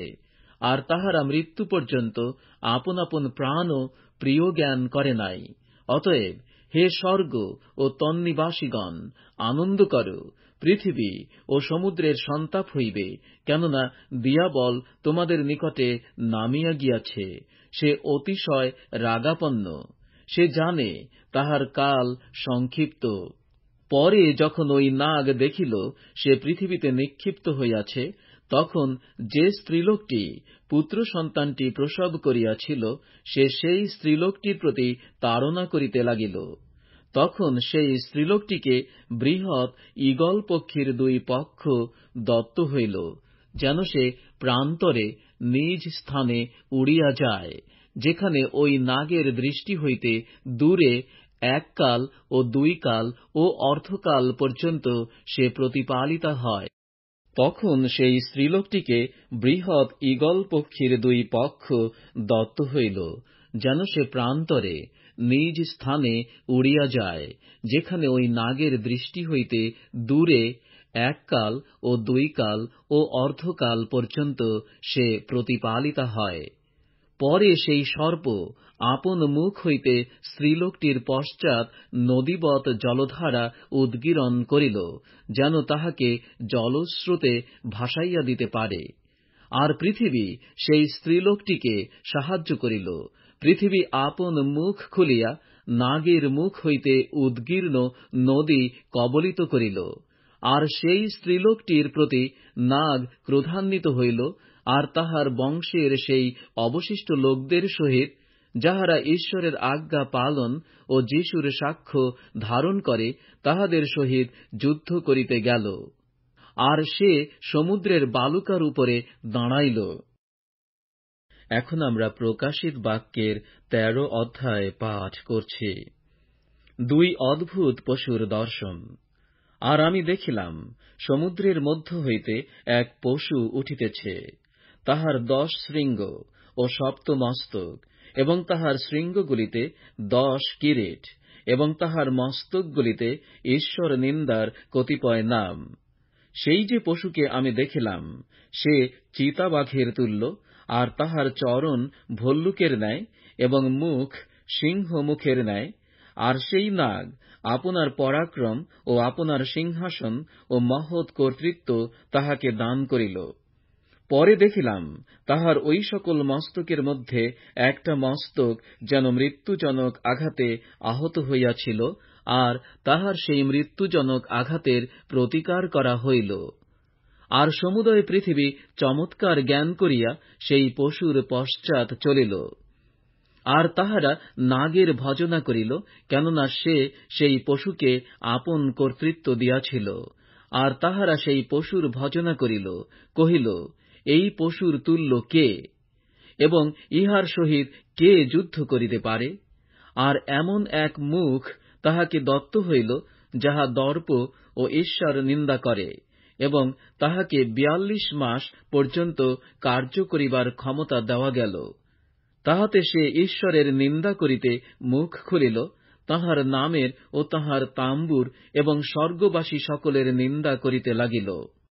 আর পবিত্রগণের সহিত যুদ্ধ করিবার ও তাহাদিগকে জয় করিবার ক্ষমতা তাহাকে দত্ত হইল, এবং তাহাকে সমস্ত বংশের ও লোকবৃন্দের ও ভাষার ও জাতির উপরে কর্তৃত্ব দত্ত হইল। তাহাতে পৃথিবী নিবাসীদের সমস্ত লোক তাহার ভজনা করিবে, যাহাদের নাম জগৎপত্তনের সময় অবধি হত মেষশাবকের জীবন পুস্তকে লিখিত নাই। যদি কাহারও কান থাকে সে শুনুক। যদি কেহ বন্দিত্বের পাত্র থাকে সে বন্দিত্বে যাইবে। যদি কেহ খড়গ দ্বারা হত্যা করে তাহাকে খড়গ দ্বারা হত হইতে হইবে। এ স্থলে পবিত্রগণের ধৈর্য ও বিশ্বাস দেখা যায়। পরে আমি আর এক পশুকে দেখিলাম, সে স্থল হইতে উঠিল, এবং মেষশাবকের ন্যায় তাহার 2 শৃঙ্গ ছিল, আর সে নাগের ন্যায় কথা কহিত। সে ওই প্রথম পশুর সমস্ত কর্তৃত্ব তাহার সাক্ষাতে পরিচালনা করে, এবং যে প্রথম পশুর মৃত্যুজনক আঘাতের প্রতিকার করা হইয়াছিল, পৃথিবীকে ও তন্নিবাসীদিগকে তাহার ভজনা করায়। আর সে মহৎ মহৎ চিহ্ন কার্য করে, এমনকি মনুষ্যদের সাক্ষাতে স্বর্গ হইতে পৃথিবীতে অগ্নি নামায়। এইরূপে সেই পশুর সাক্ষাতে যে সকল চিহ্ন কার্য করিবার ক্ষমতা তাহাকে দত্ত হইয়াছে, তদ্বারা সে পৃথিবী নিবাসীদের ভ্রান্তি জন্মায়। সে পৃথিবী নিবাসীদিগকে বলে, যে পশু খড়গ দ্বারা আহত হইয়াও বাঁচিয়াছিল, তাহার এক প্রতিমা নির্মাণ কর। আর তাহাকে এই ক্ষমতা দত্ত হইল যে সে ওই পশুর প্রতিমার মধ্যে নিঃশ্বাস প্রদান করে, যেন ওই পশুর প্রতিমা কথা কহিতে পারে, ও এমন করিতে পারে যে যত লোক সেই পশুর প্রতিমার ভজনা না করিবে, তাহাদিগকে বধ করা হয়। আর সে ক্ষুদ্র ও মহান, ধনী ও দরিদ্র, স্বাধীন ও দাস সকলকেই দক্ষিণ হস্তে কিংবা ললাটে ছাপ ধারণ করায়। আর ওই পশুর ছাপ অর্থাৎ নাম কিংবা নামের সংখ্যা যে কেহ ধারণ না করে, তাহার ক্রয় বিক্রয় করিবার অধিকার বদ্ধ করে। এ স্থলে জ্ঞান দেখা যায়। যে বুদ্ধিমান সে ওই পশুর সংখ্যা গণনা করুক, কেননা তাহা মনুষ্যের সংখ্যা, এবং সেই সংখ্যা 666। এখন আমরা প্রকাশিত বাক্যের 14 অধ্যায় পাঠ করছি। মেষশাবক ও তাহার সঙ্গীগণ, পৃথিবীর শস্য ও দ্রাক্ষা ছেদন। পরে আমি দৃষ্টি করিলাম, আর দেখো, সেই মেষশাবক সিয়ন পর্বতের উপরে দাঁড়াইয়া আছেন, এবং তাহার সহিত 1,44,000 লোক। তাহাদের ললাটে তাহার নাম ও তাহার পিতার নাম লিখিত। পরে স্বর্গ হইতে বহু জলের কল্লোল ও মহা মেঘধ্বনির ন্যায় রব শুনিলাম। যে রব শুনিলাম তাহাতে বোধ হইল যেন বীণাবাদক দল আপন আপন বীণা বাজাইতেছে। আর তাহারা সিংহাসনের সম্মুখে ও সেই 4 প্রাণীর ও প্রাচীন বর্গের সম্মুখে নূতন একটি গীত গান করে। পৃথিবী হইতে কৃত সেই 1,44,000 লোক ব্যতিরেকে আর কেহ সেই গীত শিখিতে পারিল না। ইহারা রমণীদের সংসর্গে কলুষিত হয় নাই, কারণ ইহারা অমৈথুন। যে কোন স্থানে মেষশাবক গমন করেন, সেই স্থানে ইহারা তাঁহার অনুগামী হয়। ইহারা ঈশ্বরের ও মেষশাবকের নিমিত্ত অগ্রিমাংশ বলিয়া মনুষ্যদের মধ্য হইতে কৃত হইয়াছে। আর তাহাদের মুখে কোন মিথ্যা কথা পাওয়া যায় নাই, তাহারা নির্দোষ। পরে আমি আর এক দূতকে দেখিলাম, তিনি আকাশের মধ্যপথে উড়িতেছেন। তাঁহার কাছে অনন্তকালীন সুসমাচার আছে, যেন তিনি পৃথিবী নিবাসীদিগকে প্রত্যেক জাতি ও বংশ ও ভাষা ও প্রজাবৃন্দকে সুসমাচার জানান। তিনি উচ্চরবে এই কথা কহিলেন, ঈশ্বরকে ভয় করো ও তাহাকে গৌরব প্রদান করো, কেননা তাঁহার বিচার সময় উপস্থিত। যিনি স্বর্গ, পৃথিবী, সমুদ্র ও জলের অণুই সকল উৎপন্ন করিয়াছেন, তাঁহার ভজনা করো। পরে তাঁহার পশ্চাৎ দ্বিতীয় এক দূত আসিলেন। তিনি কহিলেন, পড়িল পড়িল সেই মহতী বাবিল, যে সমস্ত জাতিকে আপনার বেশ্যাক্রিয়ার রোষ মদিরা পান করাইয়াছে। পরে তৃতীয় এক দূত উহাদের পশ্চাৎ আসিলেন। তিনি উচ্চরবে কহিলেন, যদি কেহ সেই পশু ও তাহার প্রতিমূর্তির ভজনা করে, আর নিজ ললাটে কি হস্তে ছাপ ধারণ করে, তবে সেই ব্যক্তিও ঈশ্বরের সেই রোষ মদিরা পান করিবে, যাহা তাঁহার কোপের পানপাত্রে অমিশ্রিত রূপে প্রস্তুত হইয়াছে, এবং পবিত্র দূতগণের সাক্ষাতে ও মেষ শাবকের সাক্ষাতে অগ্নিতে ও গন্ধকে যাতনা পাইবে। তাহাদের যাতনার ধূম যুগ পর্যায়ের যুগে যুগে উঠে। যাহারা সেই পশু ও তাহার প্রতিমূর্তির ভজনা করে, এবং যে কেহ তাহার নামের ছাপ ধারণ করে, তাহারা দিবাতে কি রাত্রিতে কখনো বিশ্রাম পায় না। এস্থলে সেই পবিত্রগণের ধৈর্য দেখা যায়, যাহারা ঈশ্বরের আজ্ঞা ও যীশুর বিশ্বাস পালন করে। পরে আমি স্বর্গ হইতে এই বাণী শুনিলাম, তুমি লিখো, ধন্য সেই মৃতেরা, যাহারা এখন অবধি প্রভুতে মরে। হাঁ, আত্মা কহিতেছেন, তাহারা আপন আপন শ্রম হইতে বিশ্রাম পাইবে, কারণ তাহাদের কার্য সকল তাহাদের সঙ্গে সঙ্গে চলে। আর আমি দৃষ্টি করিলাম, আর দেখো, শুভ্র বর্ণ একখানি মেঘ। সেই মেঘের উপরে মনুষ্যপুত্রের ন্যায় এক ব্যক্তি বসিয়া আছেন। তাঁহার মস্তকে সুবর্ণ মুকুট ও তাঁহার হস্তে একখানি তীক্ষ্ণ কাস্তা। পরে মন্দির হইতে আর এক দূত বাহির হইয়া, যিনি মেঘের উপরে বসিয়া আছেন, তাঁহাকে উচ্চরবে চিৎকার করিয়া কহিলেন, আপনার কাস্তা লাগাউন, শস্য ছেদন করুন, কারণ শস্যচ্ছেদনের সময় আসিয়াছে, কেননা পৃথিবীর শস্য শুকাইয়া গেল। তাহাতে যিনি মেঘের উপরে বসিয়া আছেন, তিনি আপন কাস্তা পৃথিবীতে লাগাইলেন, ও পৃথিবীর শস্যচ্ছেদন করা হইল। পরে স্বর্গস্থ মন্দির হইতে আর এক দূত বাহির হইলেন। তাঁহারও হস্তে একখানি তীক্ষ্ণ কাস্তা ছিল। আর যজ্ঞবেদী হইতে অন্য এক দূত বাহির হইলেন। তিনি অগ্নির উপরে কর্তৃত্ব বিশিষ্ট। তিনি ওই তীক্ষ্ণ কাস্তাধারী ব্যক্তিকে উচ্চরবে এই কথা কহিলেন, তোমার তীক্ষ্ণ কাস্তা লাগাও, পৃথিবীর দ্রাক্ষালতার গুচ্ছ সকল ছেদন করো, কেননা তাহার ফল পাকিয়াছে। তাহাতে ওই দূত পৃথিবীতে আপন কাস্তা লাগাইয়া পৃথিবীর দ্রাক্ষাগুচ্ছ ছেদন করিলেন, আর ঈশ্বরের রোষের মহাকুণ্ডে নিক্ষেপ করিলেন। পরে নগরের বাহিরে ওই কুণ্ডে তাহা দলন করা গেল। তাহাতে কুণ্ড হইতে রক্ত বাহির হইল, এবং অশ্বগণের বল্গা পর্যন্ত উঠিয়া 1,600 তীর ব্যাপ্ত হইল। এখন আমরা প্রকাশিত বাক্যের 15 অধ্যায় পাঠ করছি। সপ্ত অন্তিম আঘাত। পরে আমি স্বর্গে আর এক চিহ্ন দেখিলাম, তাহা মহৎ ও অদ্ভুত। সপ্তদূতকে সপ্ত আঘাত লইয়া আসিতে দেখিলাম। সেই সকল শেষ আঘাত, কেননা সেই সকলে ঈশ্বরের রোষ সমাপ্ত হইল। আর আমি দেখিলাম যেন অগ্নি মিশ্রিত কাচময় সমুদ্র, এবং যাহারা সেই পশু ও তাহার প্রতিমা ও তাহার নামের সংখ্যার উপরে বিজয়ী হইয়াছে, তাহারা ওই কাচময় সমুদ্রের তীরে দাঁড়াইয়া আছে। তাহাদের হস্তে ঈশ্বরের বীণা, আর তাহারা ঈশ্বরের দাস মসির গীত ও মেষশাবকের গীত গায়, বলে, মহৎ ও আশ্চর্য তোমার ক্রিয়া সকল, হে প্রভু ঈশ্বর সর্বশক্তিমান। ন্যায্য ও সত্য তোমার মার্গ সকল, হে জাতিগণের রাজন। হে প্রভু, কে না ভীত হইবে, এবং তোমার নামের গৌরব কে না করিবে? কেননা একমাত্র তুমি সাধু, কেননা সমস্ত জাতি আসিয়া তোমার সম্মুখে ভজনা করিবে, কেননা তোমার ধর্মক্রিয়া সকল প্রকাশিত হইয়াছে।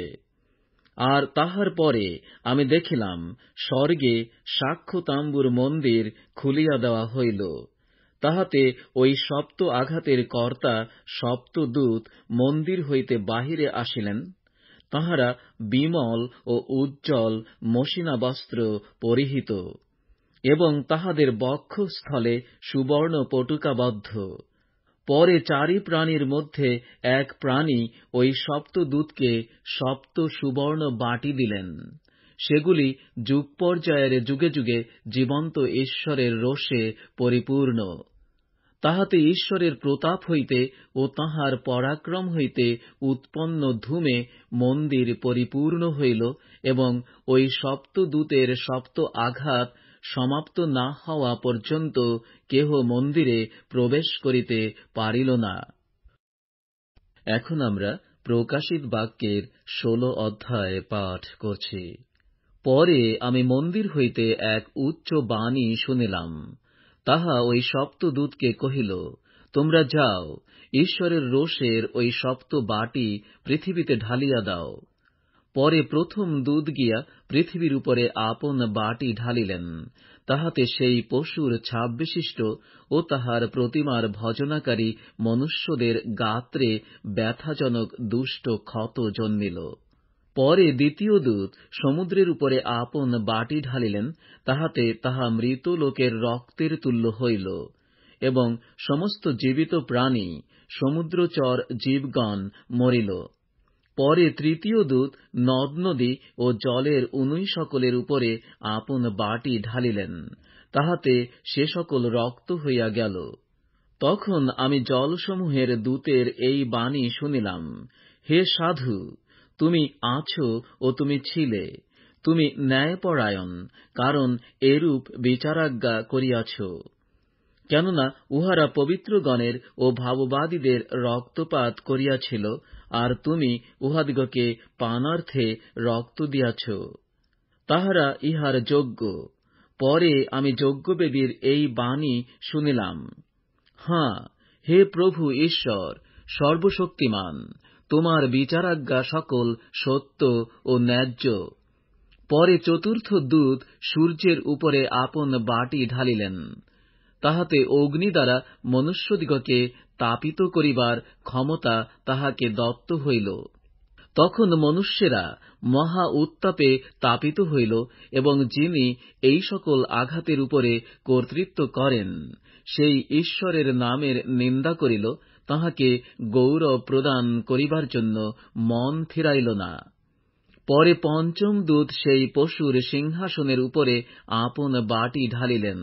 তাহাতে তাহার রাজ্য অন্ধকারময় হইল, এবং লোকেরা বেদনা প্রযুক্ত আপন আপন জিহ্বা চর্বণ করিতে লাগিল, এবং আপনাদের বেদনা ও ক্ষত প্রযুক্ত স্বর্গের ঈশ্বরের নিন্দা করিল, আপন আপন ক্রিয়া হইতে মন ফিরাইল না। পরে ষষ্ঠ দূত ইউফ্রেটিস মহানদীতে আপন বাটি ঢালিলেন। তাহাতে নদীর জল শুষ্ক হইয়া গেল, যেন সূর্যোদয় স্থান হইতে আগমনকারী রাজাদের জন্য পথ প্রস্তুত করা যাইতে পারে। পরে আমি দেখিলাম সেই নাগের মুখ ও পশুর মুখ ও ভাক্ত ভাববাদীর মুখ হইতে ভেকের ন্যায় 3টি অশুচি আত্মা বাহির হইল। তাহারা ভূতদের আত্মা, নানা চিহ্ন কার্য করে। তাহারা জগৎ সমুদয়ের রাজাদের নিকটে গিয়া সর্বশক্তিমান ঈশ্বরের সেই মহাদিনের যুদ্ধার্থে তাহাদিগকে একত্র করে। দেখো, আমি চোরের ন্যায় আসিতেছি। ধন্য সেই ব্যক্তি যে জাগিয়া থাকে এবং আপন বস্ত্র রক্ষা করে, যেন সে উলঙ্গ হইয়া না বেড়ায় এবং লোকে তাহার অপমান না দেখে। পরে উহারা ইব্রীয় ভাষায় যাহাকে হরমাগিদন বলে, সেই স্থানে তাহাদিগকে একত্র করিল। পরে সপ্তম দূত আকাশের উপরে আপন বাটি ঢালিলেন। তাহাতে মন্দিরের মধ্য হইতে সিংহাসন হইতে এই মহাবাণী বাহির হইল, হইয়াছে, আর বিদ্যুৎ ও শব্দ ও মেঘধ্বনি হইল, এবং এক মহা ভূমিকম্প হইল। পৃথিবীতে মনুষ্যের উৎপত্তিকাল অবধি যেমন কখনো হয় নাই, এমন প্রচণ্ড মহাভূমিকম্প হইল। তাহাতে মহানগরী 3 ভাগে বিভক্ত হইল, এবং জাতিগণের নগর সকল পতিত হইল। এবং মহতী বাবেলকে ঈশ্বরের সাক্ষাতে স্মরণ করা গেল, যেন ঈশ্বরের ক্রোধের রোষমদিরাতে পূর্ণ পানপাত্র তাহাকে দেওয়া যায়। আর প্রত্যেক দ্বীপ পলায়ন করিল, ও পর্বতগণকে আর পাওয়া গেল না। আর আকাশ হইতে মনুষ্যদের উপরে বৃহৎ বৃহৎ শিলাবর্ষণ হইল, তাহার এক একটি এক এক তালন্ত পরিমিত। এই শিলাবৃষ্টিরূপ আঘাত প্রযুক্ত মনুষ্যেরা ঈশ্বরের নিন্দা করিল, কারণ সেই আঘাত অতিশয় ভারী। এখন আমরা প্রকাশিত বাক্যের 17 অধ্যায় পাঠ করছি। মহাবেশ্যার দর্শন। পরে ওই সপ্ত বাটি যাহাদের হস্তে ছিল, সেই সপ্তদূতের মধ্যে একজন আসিয়া আমার সঙ্গে আলাপ করিয়া কহিলেন, আইসো, বহু জলের উপরে বসিয়া আছে যে ওই মহাবেশ্যা, আমি তোমাকে তাহার বিচার সিদ্ধ দণ্ড দেখাই, যাহার সহিত পৃথিবীর রাজগণ ব্যভিচার করিয়াছে, এবং পৃথিবী নিবাসীরা যাহার বেশ্যাক্রিয়ার মদিরাতে মত্ত হইয়াছে। পরে তিনি আত্মাতে আমাকে প্রান্তর মধ্যে লইয়া গেলেন। তাহাতে আমি এক নারীকে দেখিলাম, সে সিন্দুরবর্ণ পশুর উপরে বসিয়া আছে। সেই পশু ধর্মনিন্দার নামে পরিপূর্ণ, এবং তাহার সপ্ত মস্তক ও 10 শৃঙ্গ।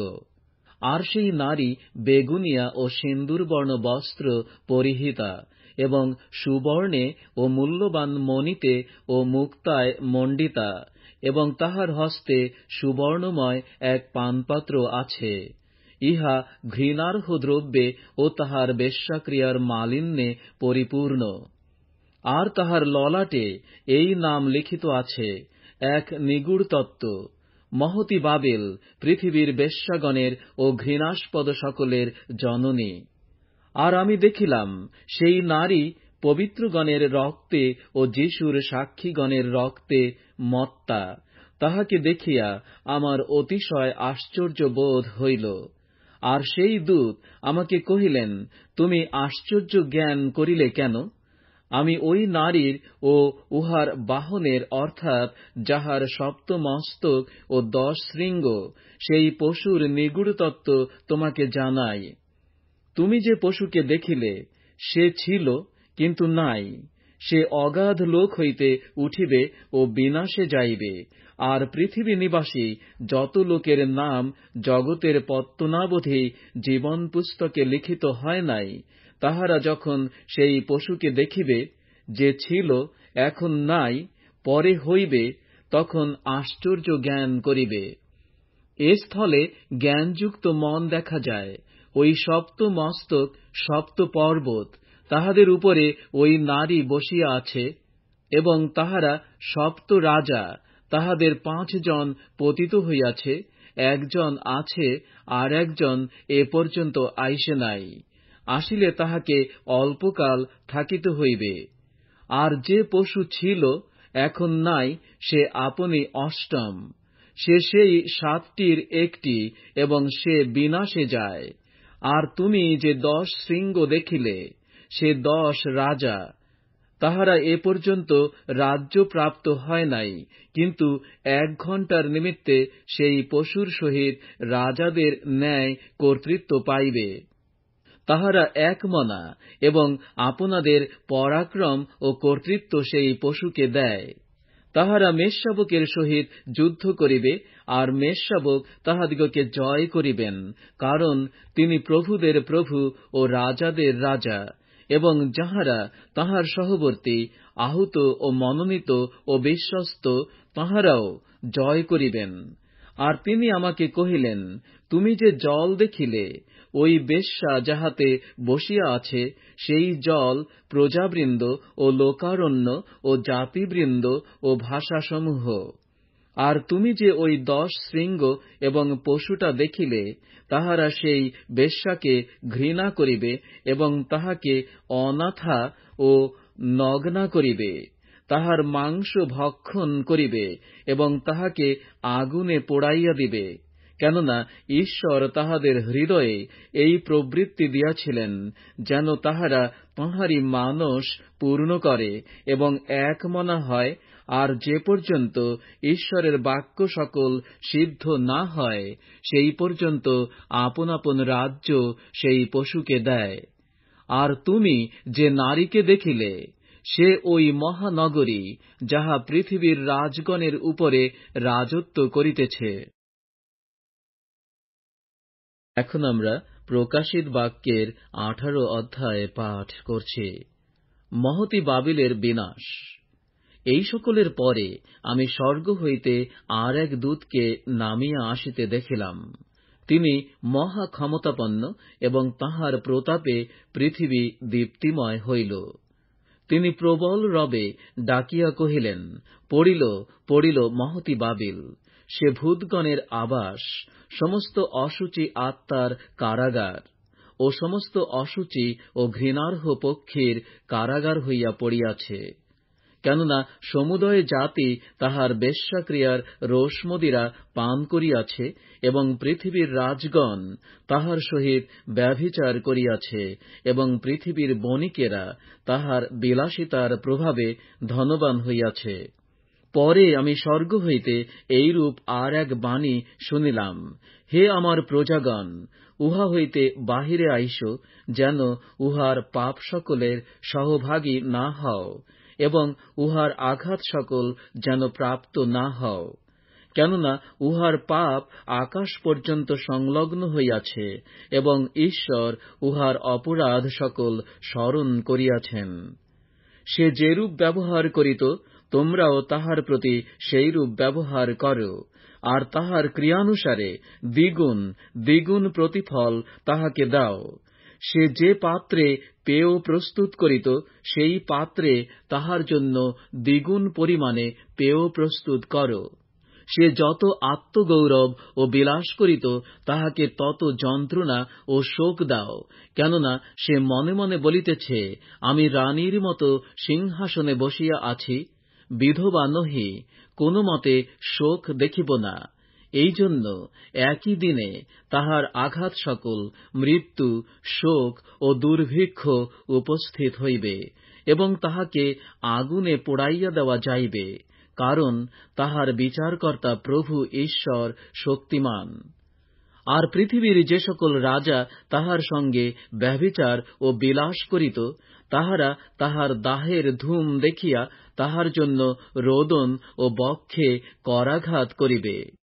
তাহার যন্ত্রণার ভয়ে দূরে দাঁড়াইয়া তাহারা বলিবে, হায় হায়, সেই মহানগরীর, বাবিলের সেই পরাক্রান্তা নগরীর সন্তাপ, কারণ 1 ঘণ্টার মধ্যেই তোমার বিচার উপস্থিত। আর পৃথিবীর বণিকেরা তাহার নিমিত্ত রোদন ও বিলাপ করিতেছে, কারণ তাহাদের বাণিজ্য দ্রব্য কেহ আর ক্রয় করে না। এই সকল বাণিজ্য দ্রব্য স্বর্ণ, রৌপ্য, বহুমূল্য মণি, মুক্তা, মসিনা বস্ত্র, বেগুনিয়া বস্ত্র, পট্টবস্ত্র, সিন্দুরবর্ণ বস্ত্র, সর্বপ্রকার চন্দন কাষ্ঠ, হস্তিদন্তের সর্বপ্রকার পাত্র, বহুমূল্য কাষ্ঠের ও পিত্তলের, লৌহের ও মর্মরের সর্বপ্রকার পাত্র এবং দারুচিনি, এলাচি, ধূপ, সুগন্ধি লেপ্যদ্রব্য, কুন্দুরু, মদিরা, তৈল, উত্তম সুজি ও গম, পশু ও মেষ এবং অশ্ব, রথ ও দাস ও মনুষ্যদের প্রাণ।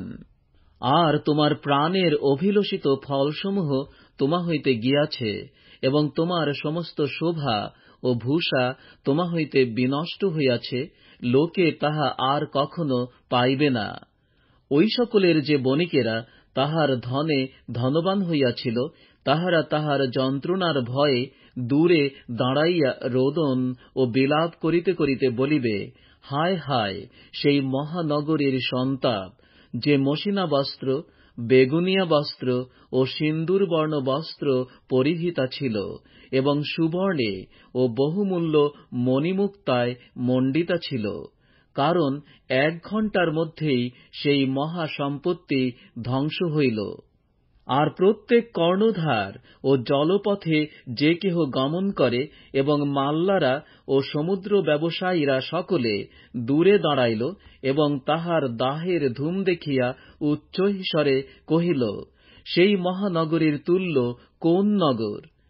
আর তাহারা মস্তকে ধূলা দিয়া রোদন ও বিলাপ করিতে করিতে উচ্চৈঃস্বরে বলিতে লাগিল, হায় হায়, সেই মহানগরীর সন্তাপ, যাহার ঐশ্বর্য দ্বারা সমুদ্রগামী জাহাজের কর্তারা সকলে ধনবান হইত, কারণ 1 ঘণ্টার মধ্যেই সে ধ্বংস হইয়া গেল।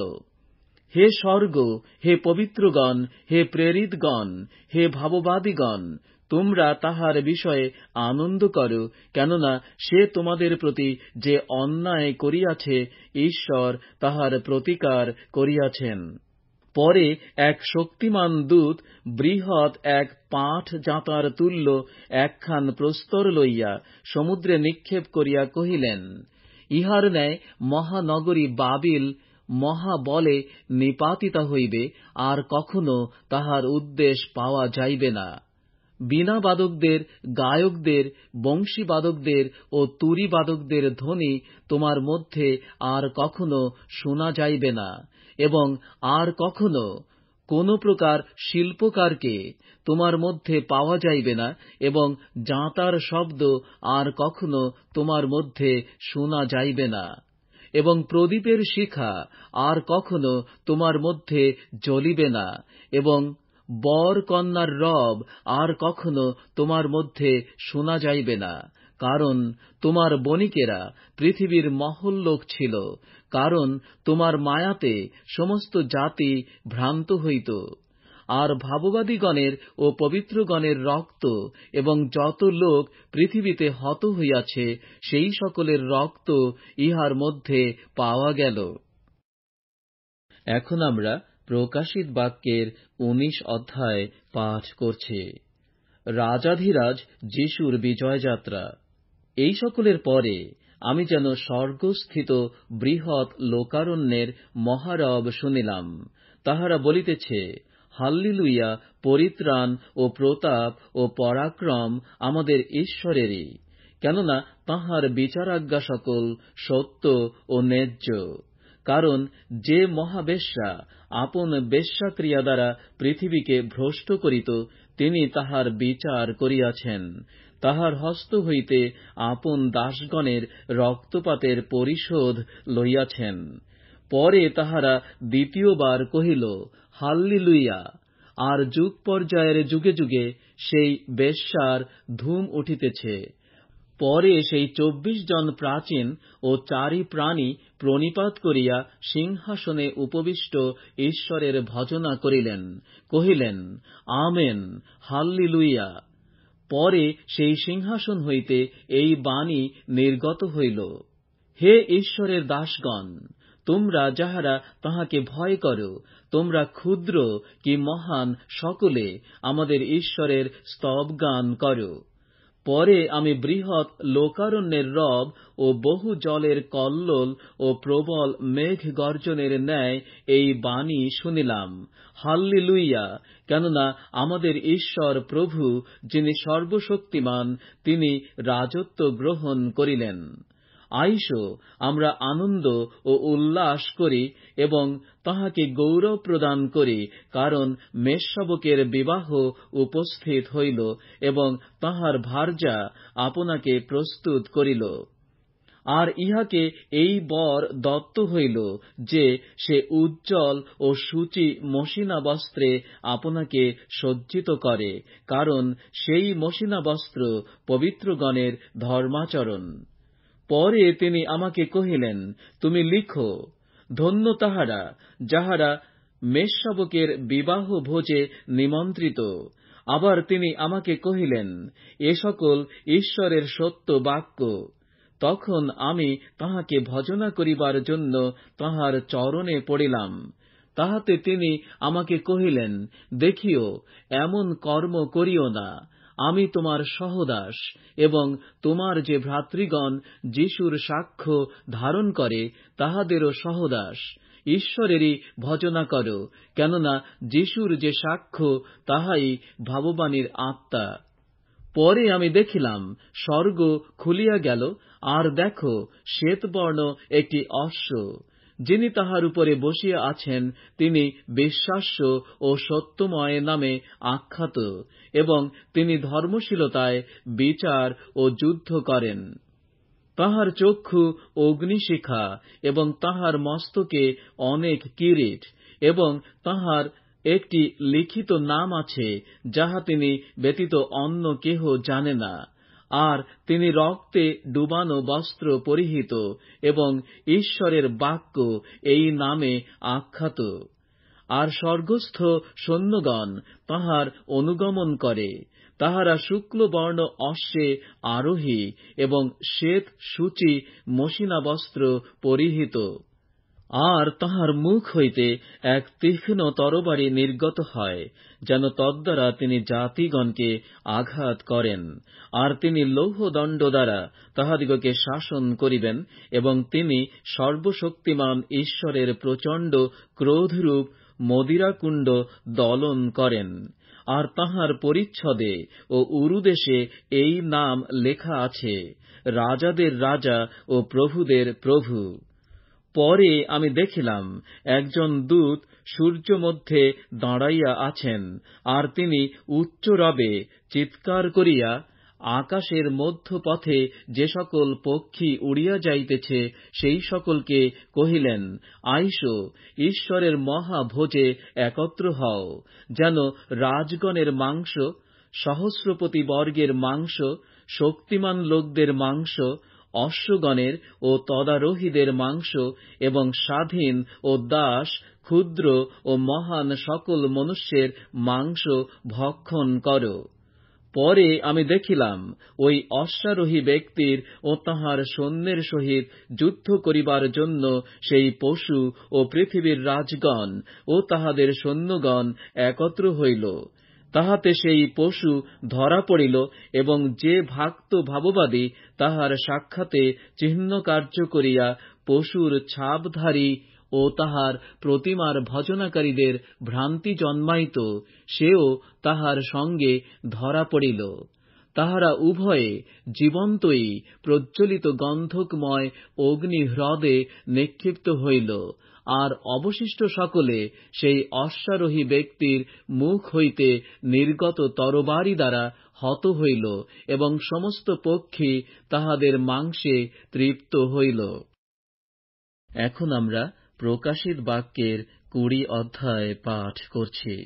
বর্ষ সহস্র ও মহাবিচারের বর্ণনা। পরে আমি স্বর্গ হইতে এক দূতকে নামিয়া আসিতে দেখিলাম। তাহার হস্তে অগাধ লোকের চাবি, এবং বড় এক শৃঙ্খল ছিল। তিনি সেই নাগকে ধরিলেন, সেই পুরাতন সর্প, দিয়াবল, অপবাদক এবং শয়তান বিপক্ষ। তিনি তাহাকে সহস্র বৎসর বদ্ধ রাখিলেন, আর তাহাকে অগাধ লোকের মধ্যে ফেলিয়া দিয়া সেই স্থানের মুখ বদ্ধ করিয়া মুদ্রাঙ্কিত করিলেন, যেন ওই সহস্র বৎসর সম্পূর্ণ না হইলে সে জাতিবৃন্দকে আর ভ্রান্ত করিতে না পারে। তৎপরে অল্পকালের নিমিত্ত তাহাকে মুক্ত হইতে হইবে। পরে আমি কয়েকটি সিংহাসন দেখিলাম। সেগুলির উপরে কেহ কেহ বসিলেন। তাহাদিগকে বিচার করিবার ভার দত্ত হইল। আর যীশুর সাক্ষ্য ও ঈশ্বরের বাক্যের নিমিত্ত যাহারা কুঠার দ্বারা হত হইয়াছিল, এবং যাহারা সেই পশুকে ও তাহার প্রতিমাকে ভজনা করে নাই, আর আপন আপন ললাটে ও হস্তে তাহার ছাপ ধারণ করে নাই, তাহাদের প্রাণও দেখিলাম। তাহারা জীবিত হইয়া সহস্র বৎসর খ্রীষ্টের সহিত রাজত্ব করিল, যে পর্যন্ত সেই সহস্র বৎসর সমাপ্ত না হইল, সে পর্যন্ত অবশিষ্ট মৃতেরা জীবিত হইল না। ইহা প্রথম পুনরুত্থান। যে কেহ এই প্রথম পুনরুত্থানের অংশী হয়, সে ধন্য ও পবিত্র। তাহাদের উপরে দ্বিতীয় মৃত্যুর কোন কর্তৃত্ব নাই, কিন্তু তাহারা ঈশ্বরের ও খ্রীষ্টের যাজক হইবে এবং সেই সহস্র বৎসর তাঁহার সঙ্গে রাজত্ব করিবে। সেই সহস্র বৎসর সমাপ্ত হইলে শয়তানকে তাহার কারা হইতে মুক্ত করা যাইবে, তাহাতে সে পৃথিবীর চারি কোণে স্থিত জাতিগণকে, গোগ ও মাগোগকে ভ্রান্ত করিয়া যুদ্ধে একত্র করিবার জন্য বাহির হইবে। তাহাদের সংখ্যা সমুদ্রের বালুকার তুল্য। তাহারা পৃথিবীর বিস্তার দিয়া আসিয়া পবিত্রগণের শিবির এবং প্রিয় নগরটি ঘেরিল। তখন স্বর্গ হইতে অগ্নি পড়িয়া তাহাদিগকে গ্রাস করিল, আর তাহাদের ভ্রান্তিজনক দিয়াবল অগ্নি ও গন্ধকের হ্রদে নিক্ষিপ্ত হইল, যেখানে ওই পশু ও ভ্রান্ত ভাববাদীও আছে। আর তাহারা যুগ পর্যায়ের যুগে যুগে দিবারাত্র যন্ত্রণা ভোগ করিবে। পরে আমি এক বৃহৎ শ্বেতবর্ণ সিংহাসন ও যিনি তাহার উপরে বসিয়া আছেন তাঁহাকে দেখিতে পাইলাম। তাঁহার সম্মুখ হইতে পৃথিবী ও আকাশ পলায়ন করিল, তাহাদের নিমিত্ত আর স্থান পাওয়া গেল না।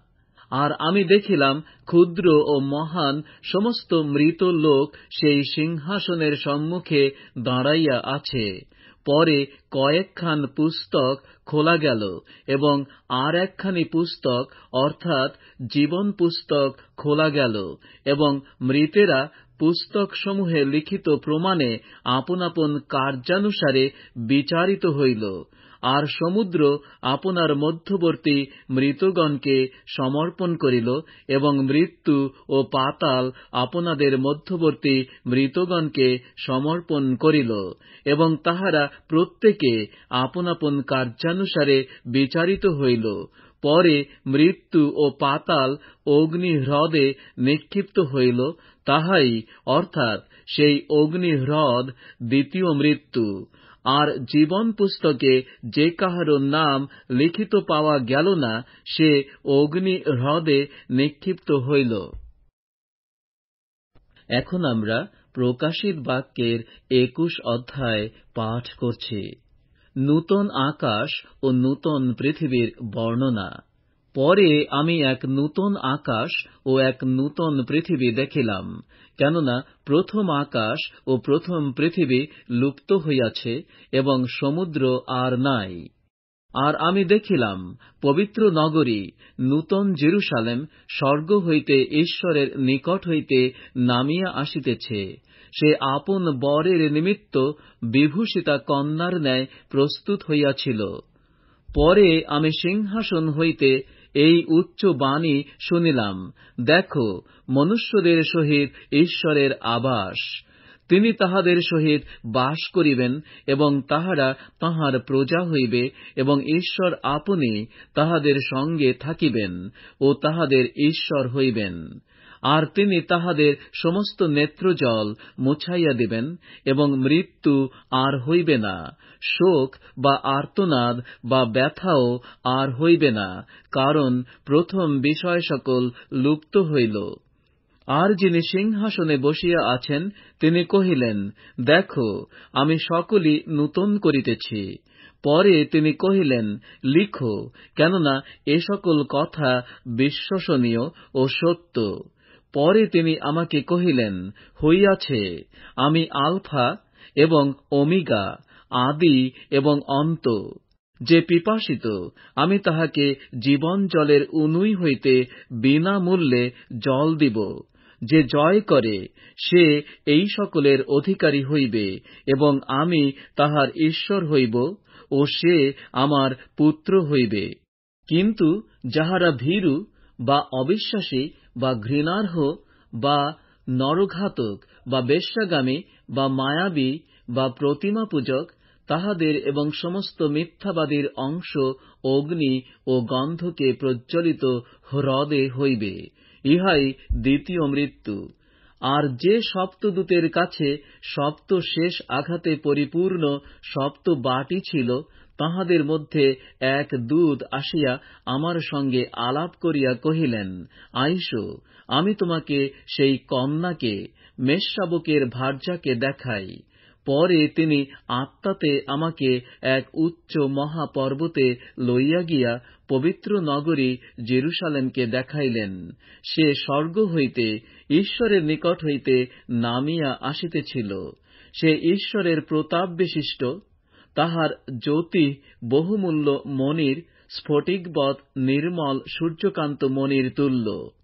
তাহার বৃহৎ ও উচ্চ প্রাচীর আছে, 12 পুরোদ্বার আছে। সেই সকল দ্বারে 12 দূত থাকেন, এবং কয়েকটি নাম সেগুলির উপরে লিখিত আছে, সে সকল ইসরায়েল সন্তানদের 12 বংশের নাম। পূর্ব দিকে 3 দ্বার, উত্তর দিকে 3 দ্বার, দক্ষিণ দিকে 3 দ্বার ও পশ্চিম দিকে 3 দ্বার।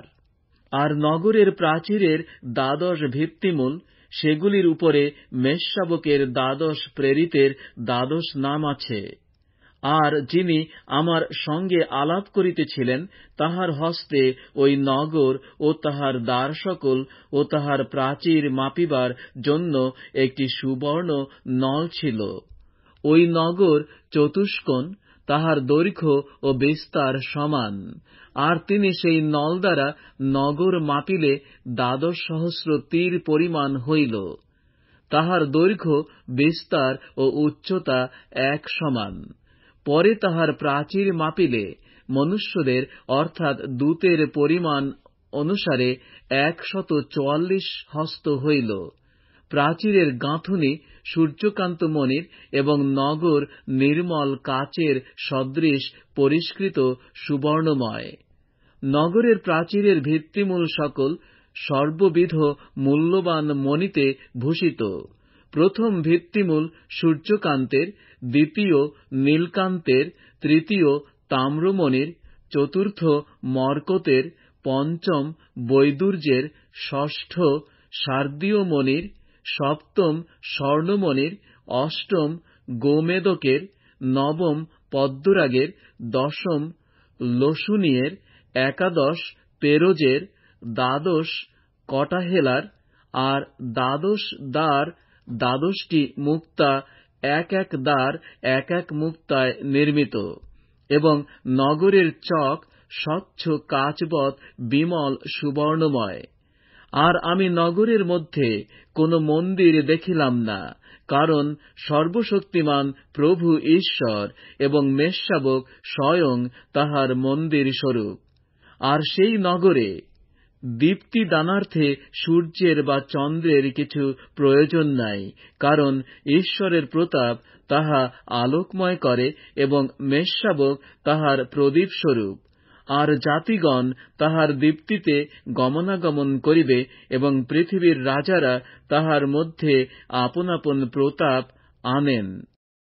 ওই নগরের দ্বার সকল দিবাতে কখনো বদ্ধ হইবে না, বাস্তবিক সেখানে রাত্রি হইবে না। আর জাতিগণের প্রতাপ ও ঐশ্বর্য তাহার মধ্যে আনিত হইবে। আর অপবিত্র কিছু অথবা ঘৃণ্যকারী ও মিথ্যাকারী কেহ কদাচ তাহাতে প্রবেশ করিতে পাইবে না, কেবল মেষশাবকের জীবন পুস্তকে যাহাদের নাম লিখিত আছে তাহারাই প্রবেশ করিবে। এখন আমরা প্রকাশিত বাক্যের 22 অধ্যায় পাঠ করছি। আর তিনি আমাকে জীবন জলের নদী দেখাইলেন, তাহা স্ফটিকের ন্যায় উজ্জ্বল। তাহা ঈশ্বরের ও মেষশাবকের সিংহাসন হইতে নির্গত হইয়া তথাকার চকের মধ্যস্থানে বহিতেছে। নদীর এপারে ওপারে জীবন বৃক্ষ আছে, তাহা 12 বার ফল উৎপন্ন করে, এক এক মাসে আপন আপন ফল দেয়। এবং সেই বৃক্ষের পত্র জাতিগণের আরোগ্য নিমিত্তক। এবং কোন সাপ আর হইবে না। আর ঈশ্বরের ও মেষশাবকের সিংহাসন তাহার মধ্যে থাকিবে, এবং তাহার দাসেরা তাহার আরাধনা করিবে ও তাহার মুখ দর্শন করিবে। এবং তাহার নাম তাহাদের ললাটে থাকিবে। সেখানে রাত্রি আর হইবে না, এবং প্রদীপের আলোকে কিংবা সূর্যের আলোকে লোকদের কিছু প্রয়োজন হইবে না, কারণ প্রভু ঈশ্বর তাহাদিগকে আলোকিত করিবেন, এবং তাহারা যুগ পর্যায়ের যুগে যুগে রাজত্ব করিবে। পরে তিনি আমাকে কহিলেন, এই সকল বচন বিশ্বসনীয় ও সত্য, এবং যাহা যাহা শীঘ্র ঘটিবে তাহা আপন দাসদিগকে দেখাইবার জন্য প্রভু ভাববাদীগণের আত্মা সকলের ঈশ্বর আপন দূতকে প্রেরণ করিয়াছেন। আর দেখো, আমি শীঘ্রই আসিতেছি। ধন্য সেই জন যে এই গ্রন্থের ভাববাণীর বচন সকল পালন করে। শেষ কথা, আমি যোহন এই সমস্ত দেখিলাম ও শুনিলাম। এই সকল দেখিলে ও শুনিলে পর যে দূত আমাকে এই সমস্ত দেখাইতেছিলেন, আমি ভজনা করিবার জন্য তাহার চরণের সম্মুখে পড়িলাম। আর তিনি আমাকে কহিলেন, দেখিও, এমন কর্ম করিও না। আমি তোমার সহদাস এবং তোমার ভ্রাতা ভাববাদীগণের ও এই গ্রন্থে লিখিত বচন পালনকারীগণের সহদাস। ঈশ্বরেরই ভজনা করো। আর তিনি আমাকে কহিলেন, তুমি এই গ্রন্থের ভাববাণীর বচন সকল মুদ্রাঙ্কিত করিও না, কেননা সময় সন্নিকট। যে অধর্মাচারী সে ইহার পরেও অধর্মাচরণ করুক, এবং যে কলুষিত সে ইহার পরেও কলুষিত হোক, এবং যে ধার্মিক সে ইহার পরেও ধর্মাচরণ করুক, এবং যে পবিত্র সে ইহার পরেও পবিত্রীকৃত হোক। দেখো, আমি শীঘ্র আসিতেছি, এবং আমার দাতব্য পুরস্কার আমার সহবর্তী। যাহার যেমন কার্য তাহাকে তেমন ফল দিব। আমি আলফা এবং ওমেগা, প্রথম ও শেষ, আদি এবং অন্ত। ধন্য তাহারা যাহারা আপন আপন পরিচ্ছদ ধৌত করে, যেন তাহারা জীবন বৃক্ষের অধিকারী হয় এবং দ্বার সকল দিয়া নগরে প্রবেশ করে। বাহিরে রহিয়াছে কুক্কুরগণ, মায়াবীগণ, বেশ্যাগামীরা, নরঘাতকেরা ও প্রতিমা পূজকেরা, এবং যে কেহ মিথ্যা কথা ভালোবাসে ও রচনা করে। আমি যীশু আপন দূতকে পাঠাইলাম, যেন সে মণ্ডলীগণের নিমিত্ত তোমাদের কাছে এই সকল সাক্ষ্য দেয়। আমি দাউদের মূল ও বংশ, উজ্জ্বল প্রভাতীয় নক্ষত্র। আর আত্মা ও কন্যা কহিতেছেন, আইসো। যে শুনে সেও বলুক, আইসো। আর যে পিপাসিত সে আইসুক। যে ইচ্ছা করে সে বিনামূল্যেই জীবন জল গ্রহণ করুক। যাহারা এই গ্রন্থের ভাববাণীর বচন সকল শুনে, তাহাদের প্রত্যেক জনের কাছে আমি সাক্ষ্য দিয়া বলিতেছি, যদি কেহ ইহার সহিত আর কিছু যোগ করে, তবে ঈশ্বর সেই ব্যক্তিতে এই গ্রন্থে লিখিত আঘাত সকল যোগ করিবেন। আর যদি কেহ এই ভাববাণী গ্রন্থের বচন হইতে কিছু হরণ করে, তবে ঈশ্বর এই গ্রন্থে লিখিত জীবন বৃক্ষ হইতে ও পবিত্র নগর হইতে তাহার অংশ হরণ করিবেন। যিনি এই সকল কথার সাক্ষ্য দেন, তিনি কহিতেছেন, সত্য, আমি শীঘ্র আসিতেছি। আমেন। প্রভু যীশু আইসো। প্রভু যীশুর অনুগ্রহ পবিত্রগণের সঙ্গে থাকুক। আমেন।